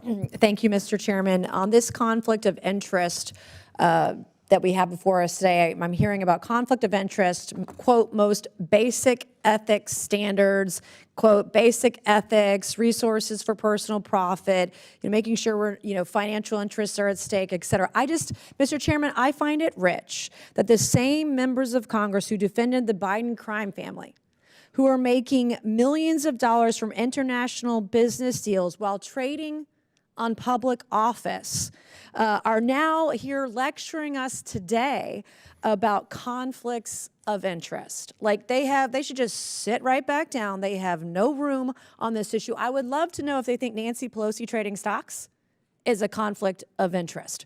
So, if the Biden family, international business dealings, you're trading off the vice presidency and presidency is or is not a conflict of interest, I would love to know where they stand on that, Mr. Chairman, because this is ridiculous. We need to work for the American people. We need to get to work fast. There was a mandate in November, on November 5th, to push our country forward, to get out of the worst economy in my lifetime that the left forced upon the American people. They can't afford groceries. They can't afford gas. They can definitely not afford child care. And the education system in this country is down the tubes. Taxes are hurting American families on top of it. We have at least 14 million illegals in this country. Is probably far higher than that. We can't keep count. We don't even know where the 300,000 kids are. And so what they have done to destroy the fabric of the United States of America, everything we were founded on, freedom and liberty, the ability to prosper, to work, live, and retire in the greatest nation in the world, they have destroyed that. And it is our job to get back to the basics. And quite frankly, I don't think government efficiency is enough. I think we're going to have to go much further than that. And in fact, look at dismantling entire departments or even agencies, because it's just the bureaucracy we have created with the deep state of bureaucracy here is hurting our country. It's hurting our national security. We're weaker on the world stage. Our economy is going to be a national security issue in very close order. I was hoping that American families would be able to refi with lower interest rates this quarter on their homes and be able to afford housing. Doesn't look like that's going to happen because of what the Biden-Harris administration has done in the run-up to President Trump swearing in on January 20th. This is un-American. It's disgusting. It's gross. Let's move forward. Let's get these votes done this afternoon. Let's get to work for the American people, Mr. Chairman. Thank you, and I yield back. Gentlelady yields back. Any other members seek recognition? Chair recognizes Mr. Higgins from Louisiana. Thank you, Mr. Chairman. My colleagues can expect conflict in this committee. There's going to be a lot of conflict. And Elon, Mr. Musk, is absolutely bringing conflict to the United States focus. We are in conflict with the big government machine that has been devouring the wealth and smashing the individual rights, liberties, and freedoms of the American people whom we serve. You think that's funny, young man? Talk to your great-grandchildren, your yet unborn generations that is inheriting the debt that the machine of D.C. has forced upon our country. We are $36 trillion in debt. That's $36,000 billion. Were we to balance the budget and run a $1 billion surplus, it would require 36,000 years to address that debt. And that's not funny. And we're not playing. So you can expect conflict in this committee. And with men like Elon Musk coming in working with our president, who my people elected, you can absolutely look forward to many discussions that will cause wailing and gnashing of teeth across this town that has crippled the future of our country with debt. You should look forward to that conflict because we'll be saving a generation yet unborn of our country. And that's exactly what we intend to do. I yield the balance of my time to the chair. Thank the gentleman for yielding. Any other members seek recognition? Seeing none, the question is now on the Stansberry Amendment offered by the gentlewoman from New Mexico. All those in favor signify by saying aye. Aye. All those opposed signify by saying no. No. Mr. In the opinion of the chair, the noes have it, and the amendment is not agreed to. Mr. Chairman, I'd like to ask for a recorded A vote. recorded vote is ordered as previously announced. Further proceedings on the question will be postponed. Do any other members seek recognition? Mr. Chairman. Chair recognizes Mr. Garcia. Thank you, Mr. Chairman. We have an amendment as well. The clerk will distribute the amendment to every member. I believe every member has a copy on their desk. The clerk will designate the amendment. An amendment to the rules of the Committee on Oversight and Government Reform for the 119th Congress is offered by Mr. Garcia of California. Thank you. Thank you, Mr. Chairman. I think we are obviously all aware as a committee that the President of the United States should serve the American people, never their own financial interests. Yet we're facing some of the most serious conflicts of interest going into this administration in the history of our country. Now, Donald Trump and Elon Musk, who are at least appearing to essentially be co-presidents in this next few years, are plotting to remake our government and our very social safety net. And they could get, of course, we know, richer in the process. Now, this amendment will make sure that we don't advance any legislation from this committee that enriches Donald Trump or his businesses. And unfortunately, as we know, because of the work of this committee and House Democrats, this legislation could not be more important because we know and we saw Donald Trump trying to enrich himself and his family in his first term. Now, we know the committee Democrats showed that Donald Trump received payments from over 20 countries during his first term. 20 countries. Donald Trump's network of businesses made it possible for anyone in the world to funnel money to him through his businesses. Now, these countries, of course, included China, Saudi Arabia, and many others. Now, we actually have, because of this committee, receipts and documents that prove that he received at least $7.8 million directly from foreign governments. And by the way, that number is much larger, but of course we don't have all the documents and receipts because this committee's majority blocked us from getting all of them. We also know that 8 ambassadors stayed at President Trump's D.C. hotel at the time while serving in the office of the Trump administration in clear violation of the Constitution. The committee also found that Elliot Brody, a Republican fundraiser and lobbyist, spent $15,000 at Trump's D.C. hotel while actually lobbying the Trump administration. Later, he received a pardon, which we know that Donald Trump and his administration like to give out to people that donated to him. And we know that that, of course, is a clear violation of the Foreign Agents Registration Act. Now, we should all be concerned that this lobbying effort signifies a pay-to-pay scheme that capitalizes on President Trump's influence. And these conflicts of interest are a direct threat and a national security threat. Of course, this is on top of the fact this committee continues to refuses to investigate Jared Kushner, who received $2 billion with a B directly from Saudi Arabia just months after leaving the White House, and has used that power to facilitate record arms deals and other pro-Saudi policies. As he enters his second term, this amendment is incredibly important so that we can ensure that Donald Trump isn't directly benefiting through his businesses by foreign governments and other people that are interested. Once again, this amendment would ensure that we work through this committee to ensure the president does not directly benefit. I urge all of my colleagues to support this common sense amendment, and I yield back. Would my friend yield? Yes, sir. Just for some questions. Mr. Garcia, is it not true that when President Trump was elected in 2016, the then president of the Philippines, President Duterte, actually named a business partner of President Trump to be a special envoy to the United States?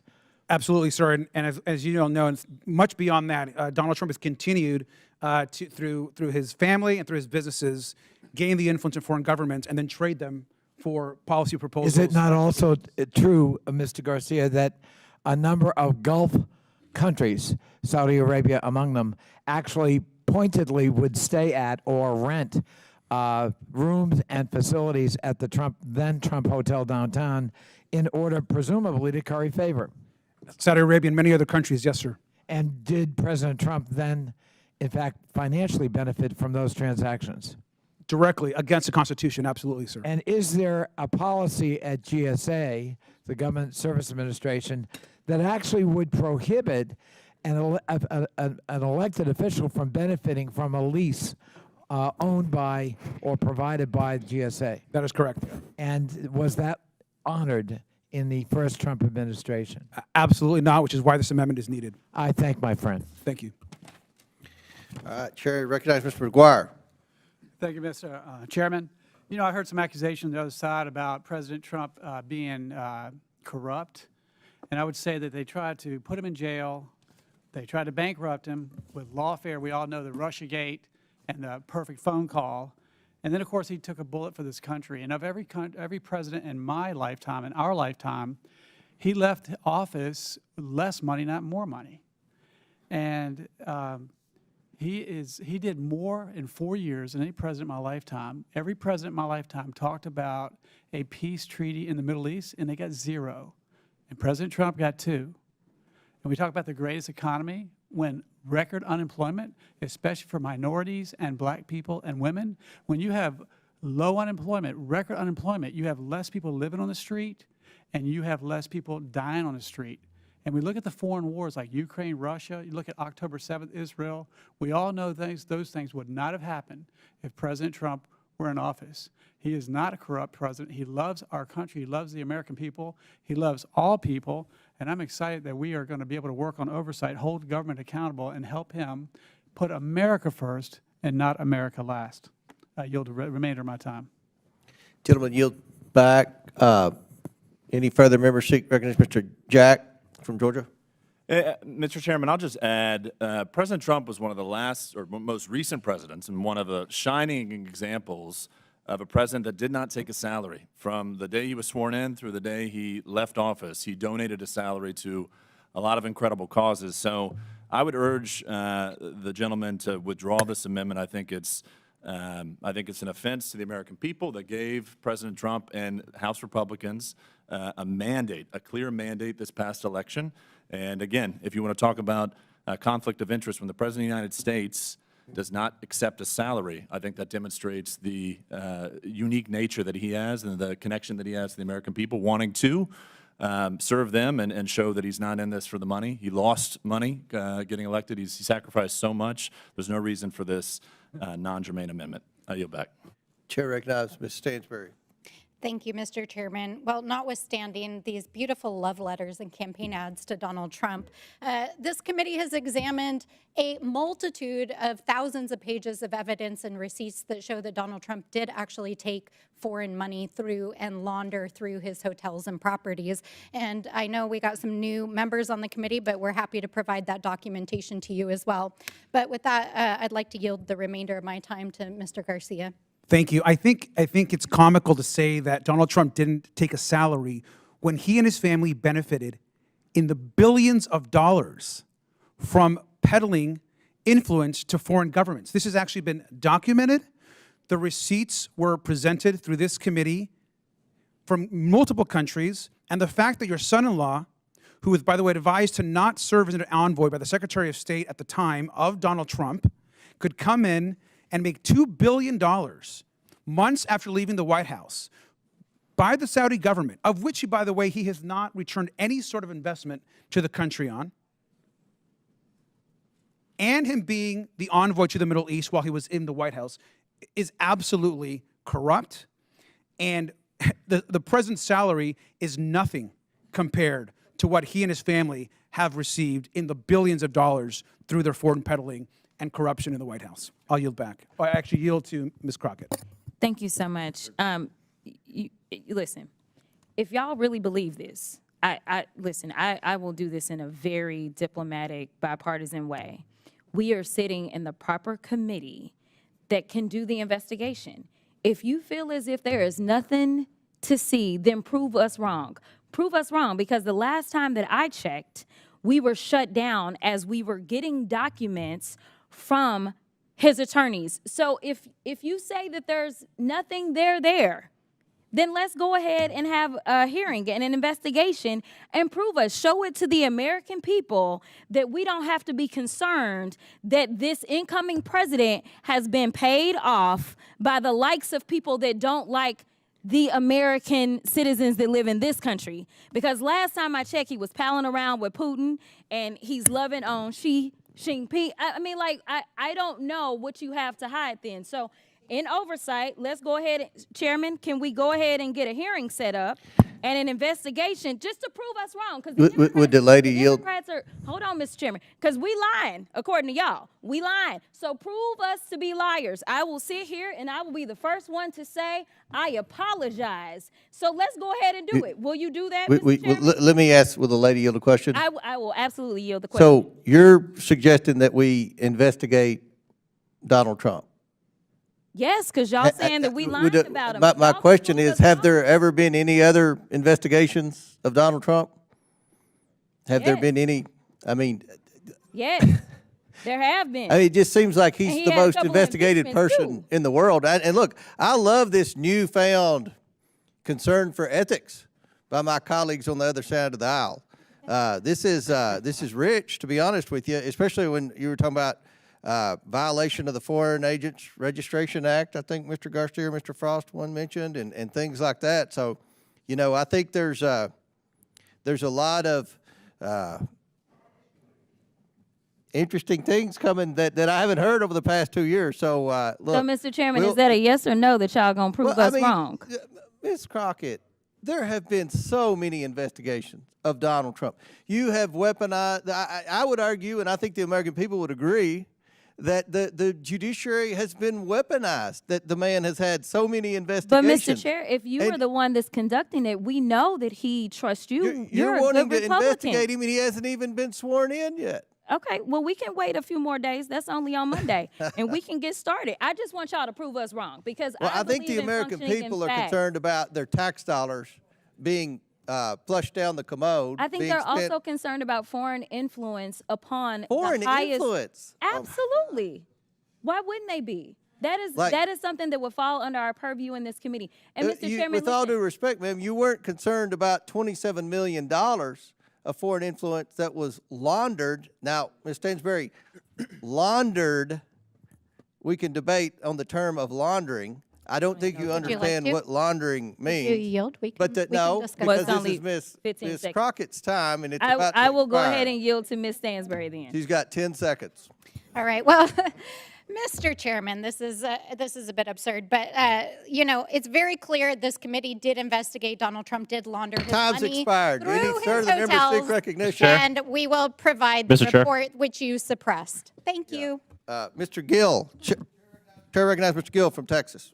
Thank you. I find it rich that the other side of the aisle is suddenly concerned about corruption and ethics. Whenever President Biden just gave his son a 10-year blanket pardon for foreign influence peddling and whatever else he was doing while high on whatever drugs with whatever prostitutes. I also find it rich that all of a sudden the other side has some problem with successful businessmen being involved in politics whenever you guys are the party of George Soros, of Bill and Melinda Gates, of Sheryl Sandberg, of Mackenzie Bezos, of Taylor Swift, of so many other billionaires across the country, as well as every woke, weird pervert in Hollywood.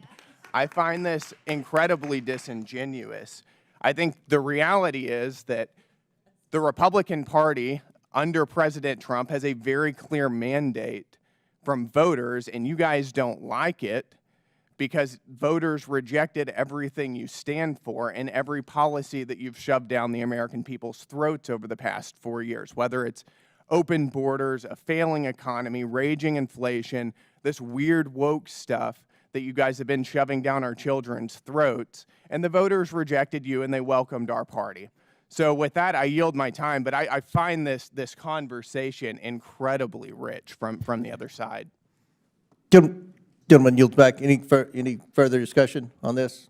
Seeing none, the question is on the amendment offered by Mr. Garcia.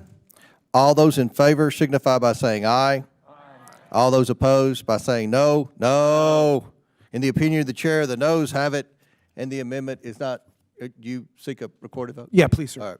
Mr. Garcia requests a recorded vote. As previously announced, further proceedings on the question will be postponed. Is this 5? Any further members seek recognition? Mr. Chair, Chair, recognize Ms. Crockett. I have an amendment at the desk. So there's 5. Will the clerk, everyone has the amendment, everyone has the Crockett amendment on the desk. Will the clerk please report the amendment? An amendment to the rules of the Committee on Oversight and Government Reform for the 119th Congress is offered by Ms. Crockett of Texas. Without objection, the amendment is considered as read. I reserve a point of order. The gentlewoman is recognized for 5 minutes to explain her amendment. Thank you, Mr. Chair. During the 118th Congress, Oversight Republicans disbanded one of the most important subcommittees in Congress, the Subcommittee on Civil Rights and Civil Liberties. And now, in the 119th Congress, the chairman and House Republicans have decided to prioritize the demands of the real president, Elon Musk, and his billionaire friends over the needs of the American people. Now, we are about to approach the birthday of Martin Luther King. It's actually tomorrow. And on January 20th will be the inauguration of Donald Trump, but it will also be the observation of MLK Day.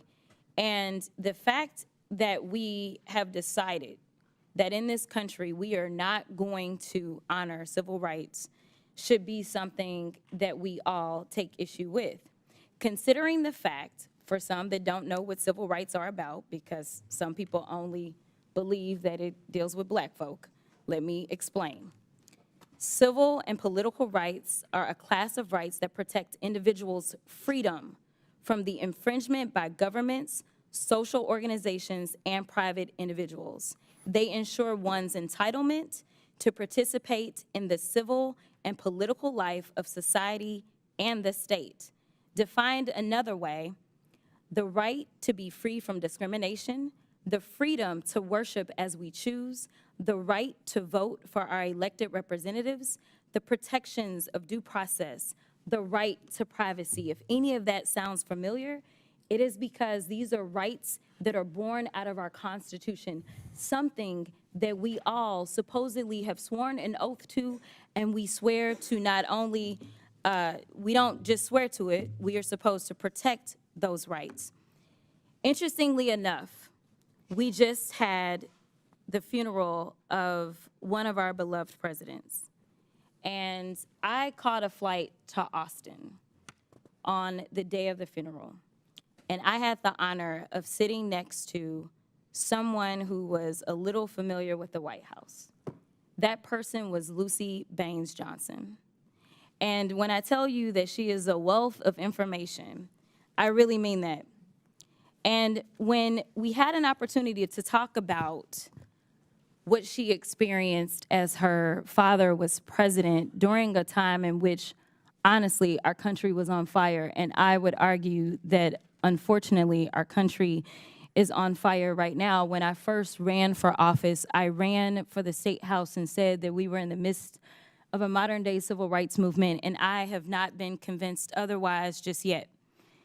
But this is the daughter of the president that signed the Civil Rights Act of 1964. She was also there when he signed the Voting Rights Act of 1965. And to be perfectly honest, without that voting rights, I don't believe that I actually would have a seat in Congress. And so I do believe in preserving the fact that everyone should be entitled to real and true representation, because I do have a Section 2 seat as our Voting Rights Act has been decimated. But one of the stories that she told me was that her father asked her about coming over to the Congress for the signing of the bill as it relates to the Voting Rights Act. Now, for her, it was a bit inconvenient as an 18-year-old to have to leave the White House and go over to Congress. And she asked her father, why should we go over to the Congress, Daddy, to sign this particular bill?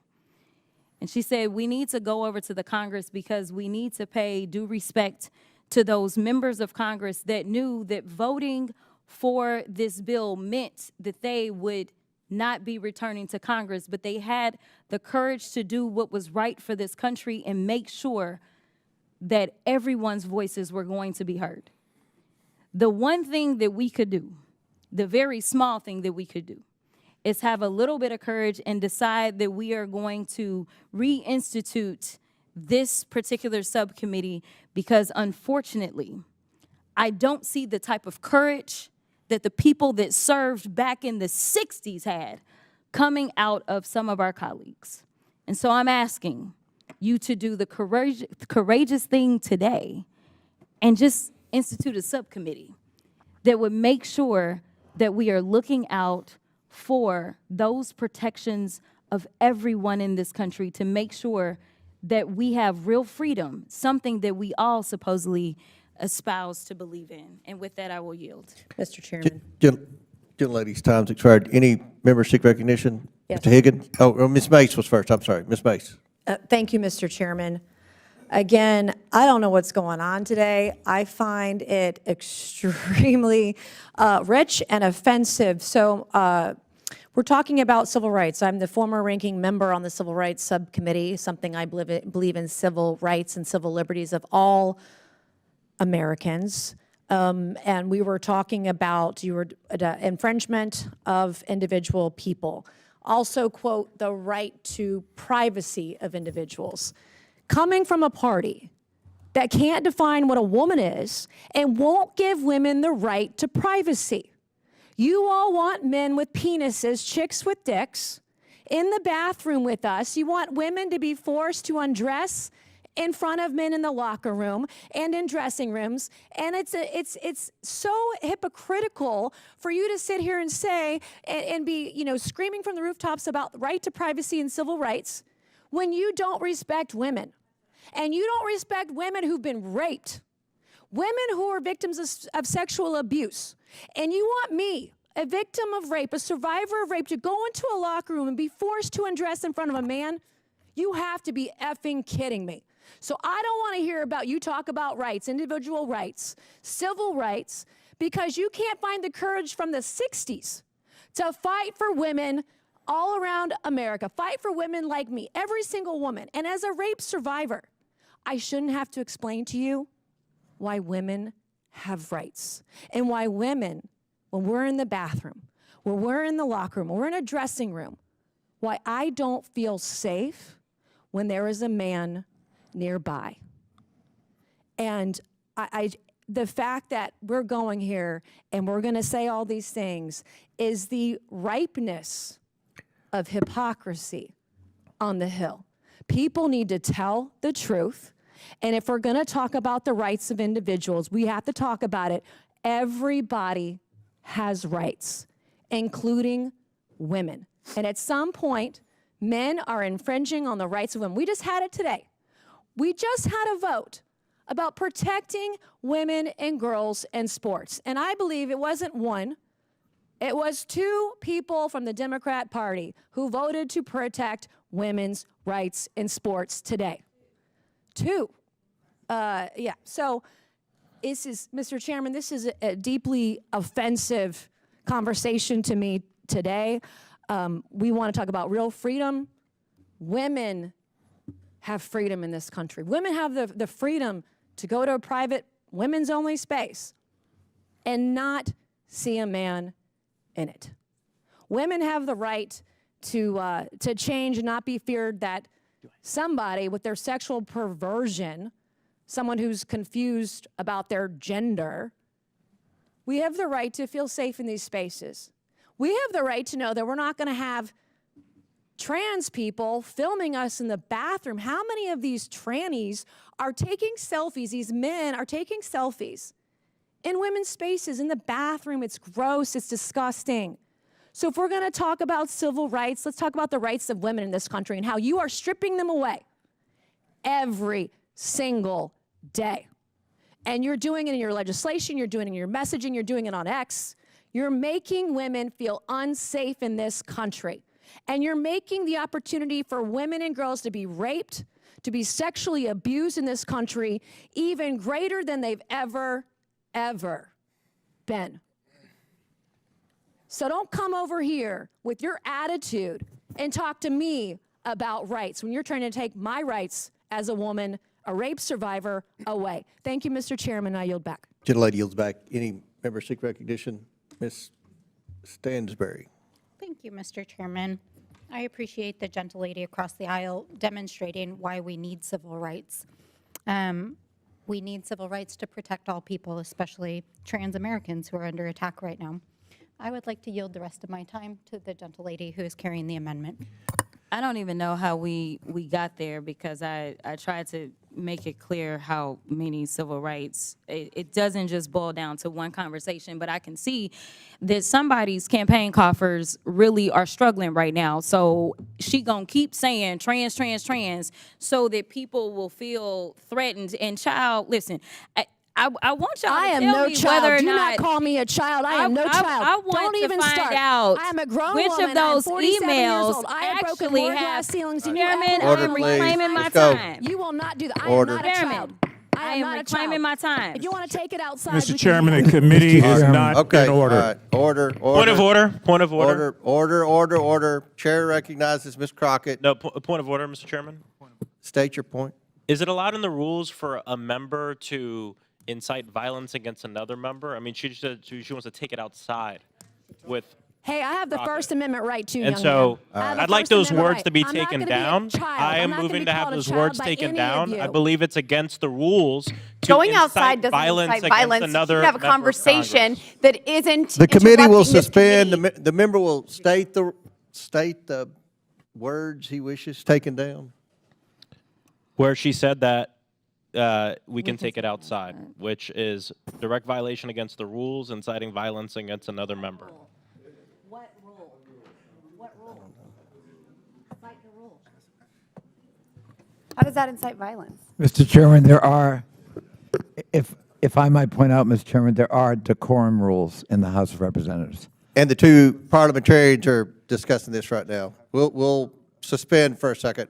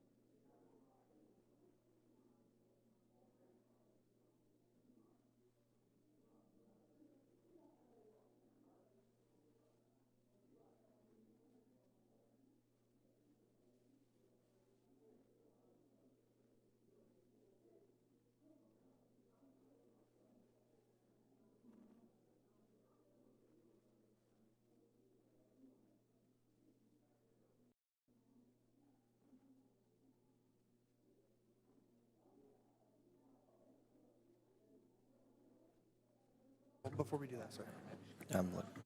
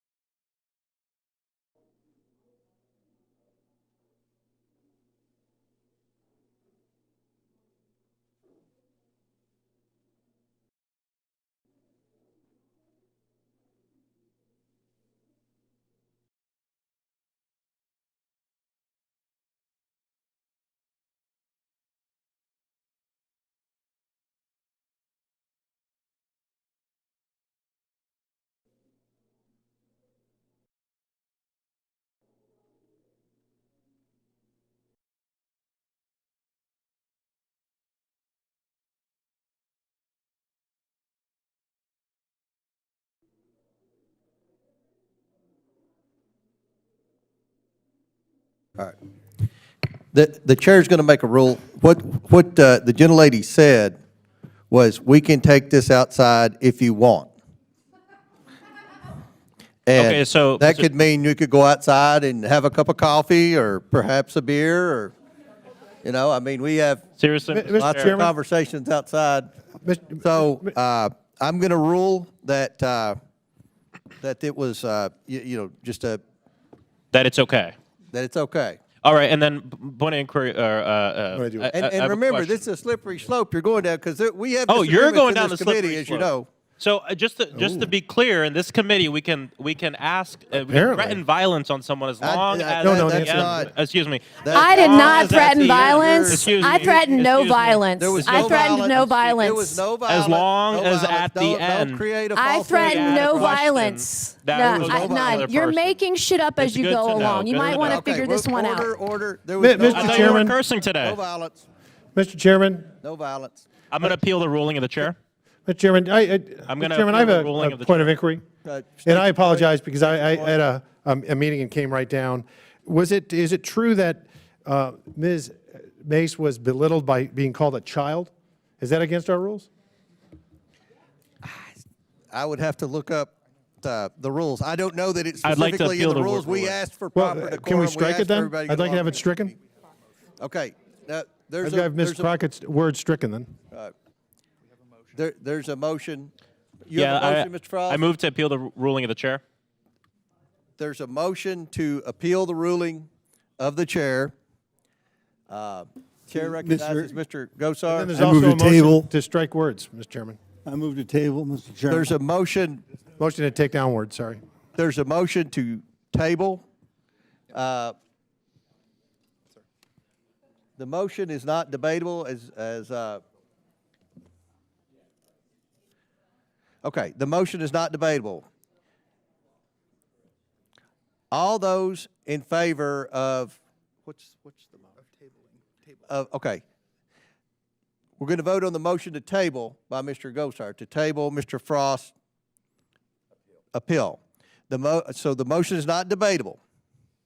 As all in favor of Mr. Gosar's motion to table Mr. Frost's amendment or motion, signify by saying aye. Aye. Aye. All those opposed, say no. No. In the opinion of the chair, the Mr. ayes Chair, I have ask for a it. recorded vote. The motion is agreed to. A recorded vote is ordered. The clerk will call the roll. We have to do that right now. Clerk will call the roll. Mr. Jordan. Mr. Turner. Mr. Gosar. Mr. Gosar votes yes. Ms. Fox. Mr. Grothman. Mr. Grothman votes yes. Mr. Cloud. Mr. Palmer. Mr. Palmer votes aye. Mr. Higgins. Mr. Higgins votes aye. Mr. Sessions. Mr. Sessions votes aye. Mr. Biggs. Miss Mace. Miss Mace votes aye. Mr. Fallon. Mr. Fallon votes aye. Mr. Donalds. Mr. Donalds votes yes. Mr. Perry. Mr. Timmons. Mr. Timmons votes aye. Mr. Burchett. Mr. Burchett votes aye. Miss Green. Miss Green votes aye. Miss Boebert. Miss Boebert votes aye. Miss Luna. Mr. Langworthy. Mr. Langworthy votes aye. Mr. Burleson. Mr. Burleson votes aye. Mr. Crane. Mr. Crane votes aye. Mr. Jack. Aye. Mr. Jack votes aye. Mr. McGuire. Mr. McGuire votes aye. Mr. Gill. Mr. Connolly. Nay. Mr. Connolly votes nay. Miss Norton. No. Miss Norton votes no. Mr. Lynch. Mr. Lynch votes no. Mr. Krishnamurthy. Mr. Krishnamurthy votes no. Mr. Khanna. Mr. Mfume. No. Mr. Mfume votes no. Miss Brown. No. Miss Brown votes no. Miss Stansbury. No. Miss Stansbury votes no. Mr. Garcia. No. Mr. Garcia votes no. Mr. Frost. No. Mr. Frost votes no. Miss Lee. Miss Lee votes no. Mr. Kassar. Ms. Crockett. No. Ms. Crockett votes no. Ms. Randall. No. Ms. Randall votes no. Mr. Subramanian. No. Mr. Subramanian votes no. Ms. Ansari. Ms. Ansari votes no. Mr. Bell. No. Mr. Bell votes no. Miss Simon. No. Miss Simon votes no. Mr. Min. Mr. Min votes no. Mr. Chairman. Yes. Mr. Chairman votes yes. Has Mr. Cloud voted? Mr. Cloud is not recorded. Mr. Cloud votes yes. Has Mr. Biggs been recorded? Mr. Biggs is not recorded. You? Okay. I vote aye. Mr. Biggs votes aye. Mr. Turner. Has Mr. Turner been recorded? Mr. Turner is not recorded. I vote aye. Mr. Turner votes aye. Has Dr. Fox been recorded? Ms. Fox is not recorded. Ms. Fox votes aye. Have you, any other member wish to be recorded?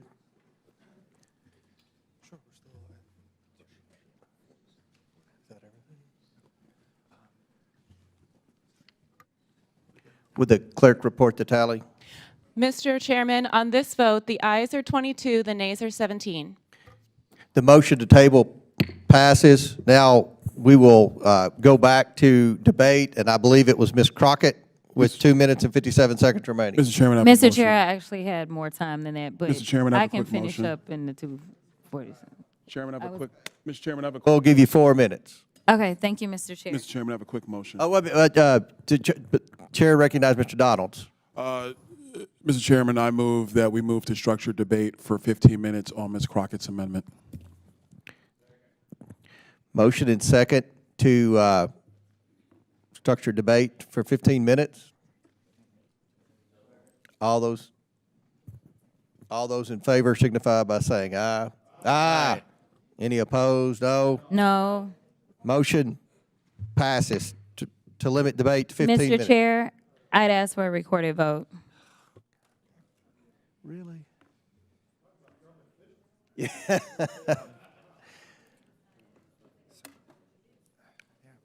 All right, the clerk will the clerk will call the roll on Mr. Donald's motion to limit debate to 15 minutes to each.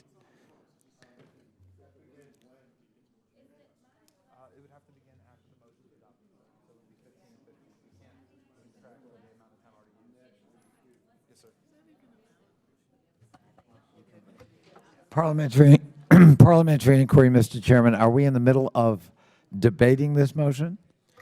I don't believe it's debatable, is it? It is debatable. It's debatable. Yeah, the motion debate is already passed. I apologize. So now we're on the vote to the clerk's calling the vote. Right. So, the recorded vote. Recorded vote Thank you. on Mr. Donald's motion to limit debate to 15 minutes.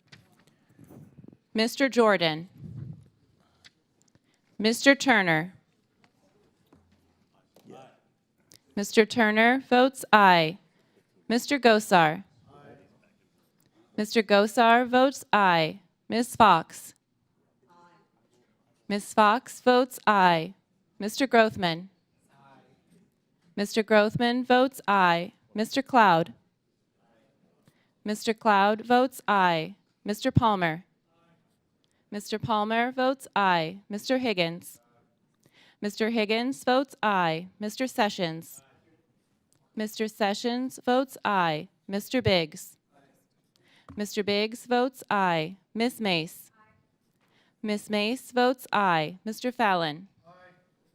Mr. Fallon votes aye. Mr. Donalds.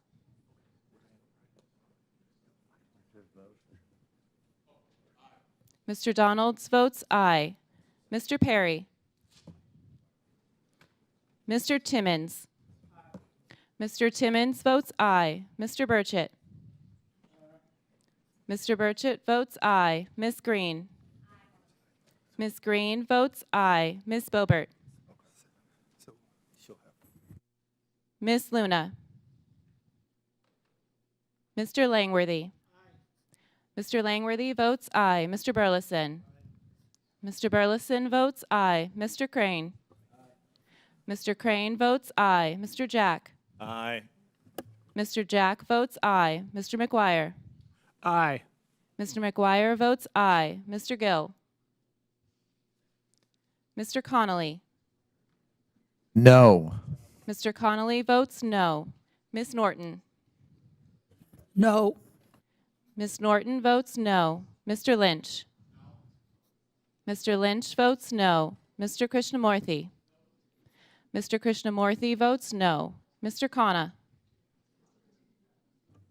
Mr. Mfume. No. Mr. Mfume votes no. Ms. Brown. No. Ms. Brown votes no. Ms. Stansbury. Ms. Stansbury votes no. Mr. Garcia. Mr. Garcia votes no. Mr. Frost. No. Mr. Frost votes no. Ms. Lee. Mr. Kassar. Ms. Crockett. No. Ms. Crockett votes no. Ms. Randall. No. Ms. Randall votes no. Mr. Subramanian. No. Mr. Subramanian votes no. Ms. Ansari. No. Ms. Ansari votes no. Mr. Bell. No. Mr. Bell votes no. Ms. Simon. No. Ms. Simon votes no. Mr. Min. Mr. Min votes no. Mr. Chairman. Chairman votes yes. Mr. Chairman votes yes. How has Ms. Boebert been recorded? Ms. Boebert is not recorded. Mr. Chairman, Yes. I vote aye. Ms. Boebert votes aye. And has Mr. Perry been recorded? Mr. Perry is not recorded. Mr. Perry votes aye. Mr. Perry votes aye. Any other members seek recognition to vote? All right. The clerk will report the vote tally.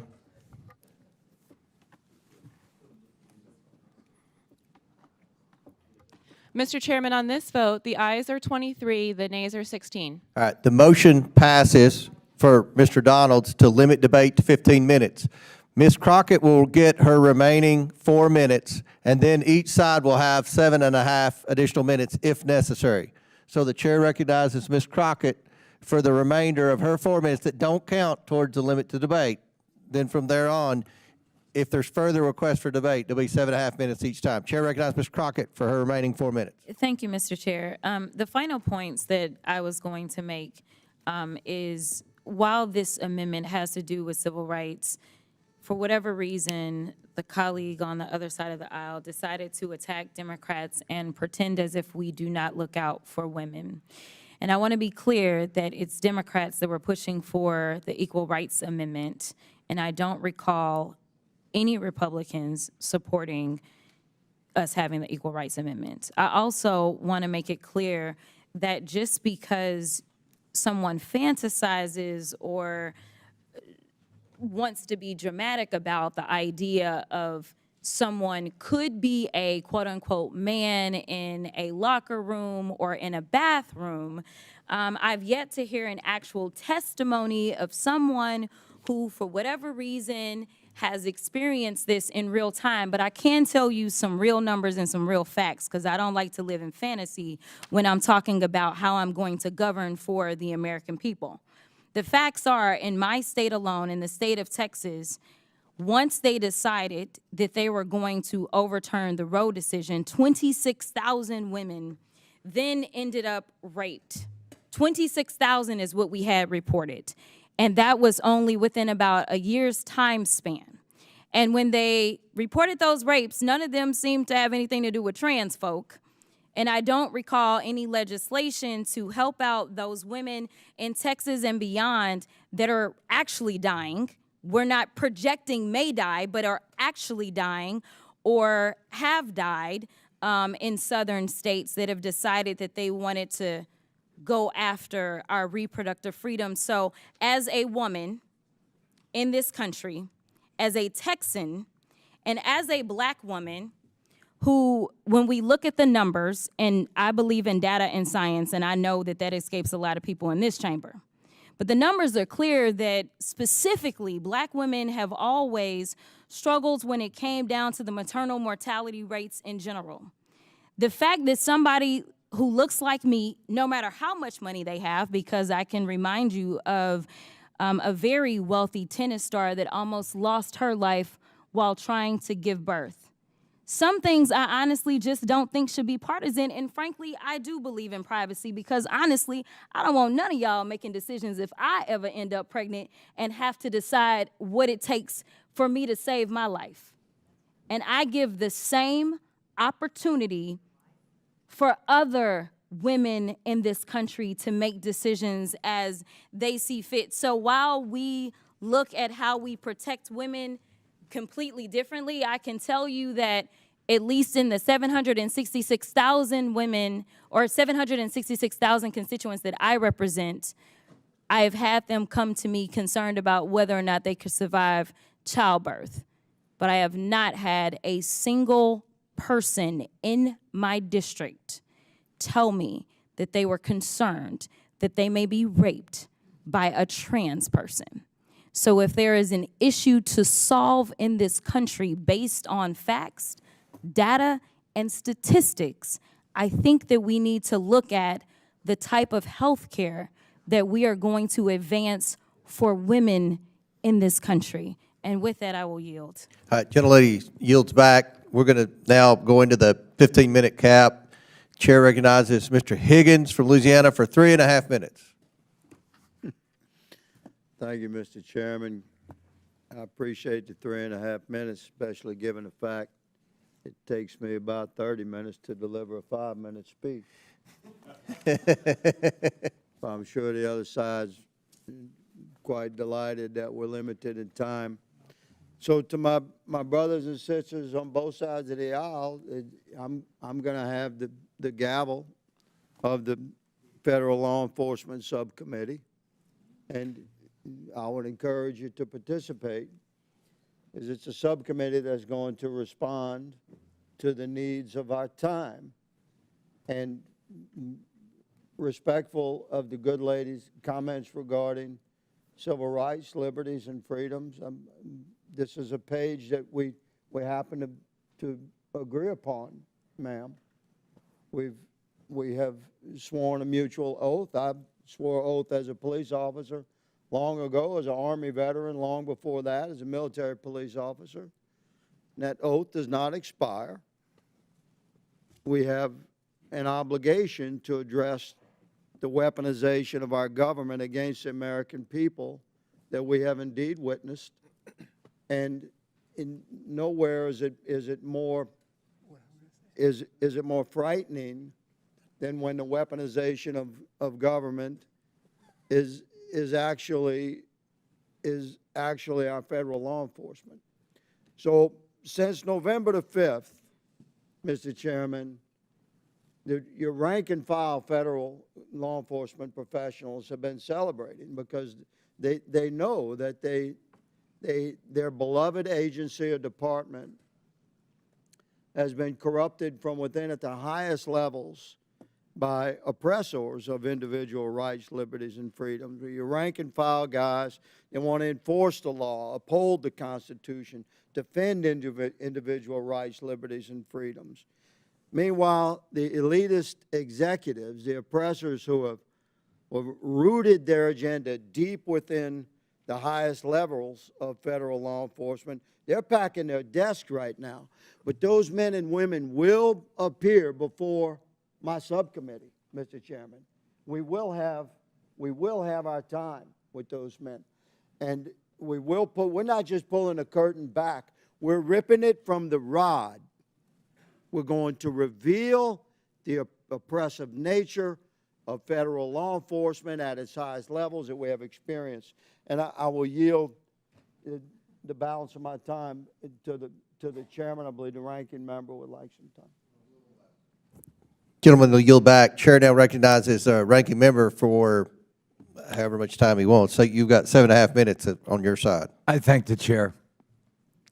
Well, this is a circuitous route to an amendment that would, I would remind my colleagues, reestablish the Subcommittee on Civil Rights and Civil Liberties.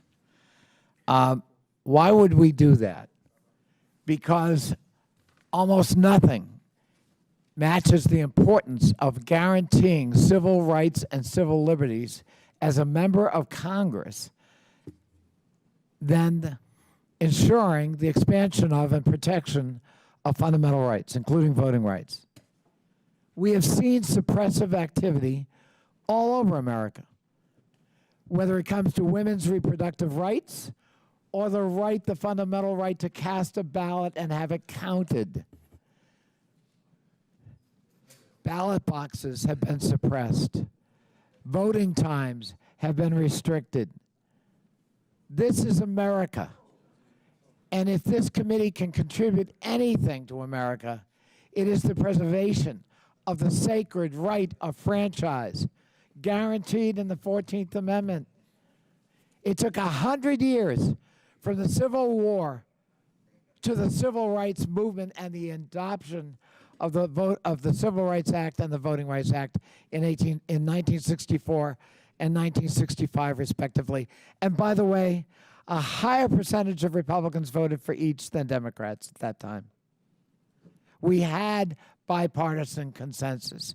We understood that we had been bankrupt in meeting that moral obligation, and it was time to correct the record back in 1964 and 65. Having this subcommittee anchors us in that fundamental commitment that ought to transcend our politics. I support the amendment to reestablish the subcommittee as something very fundamental to the function, role, and dedication of this committee, the Government Operations and Accountability Committee, and I support the adoption of the amendment. I reserve the balance of our time. You all have 5 minutes and 20 seconds left. We have 3.5. I'm going to recognize the gentlelady from Georgia, Ms. Green. Thank you, Mr. Chairman. When we talk about civil rights, we should talk about the rights of over 63 million unborn people that were slaughtered in the womb by what Democrats call reproductive rights. Your reproductive rights are murder. And when you want to talk about which form of murder do you want to use against an unborn innocent person who should have the right to life, we should go into all of those nasty, disgusting methods. Whether these innocent people are ripped limb from limb, and they're washed in saline and murdered in the womb, or are their heads crushed before they are pulled out of their mother's cervix and womb? Let's talk about those rights. And let's talk about rape. Yeah, let's talk about it. A former student convicted of sexually assaulting 2 girls released by Loudoun County judge. You know, you were talking about stats and data.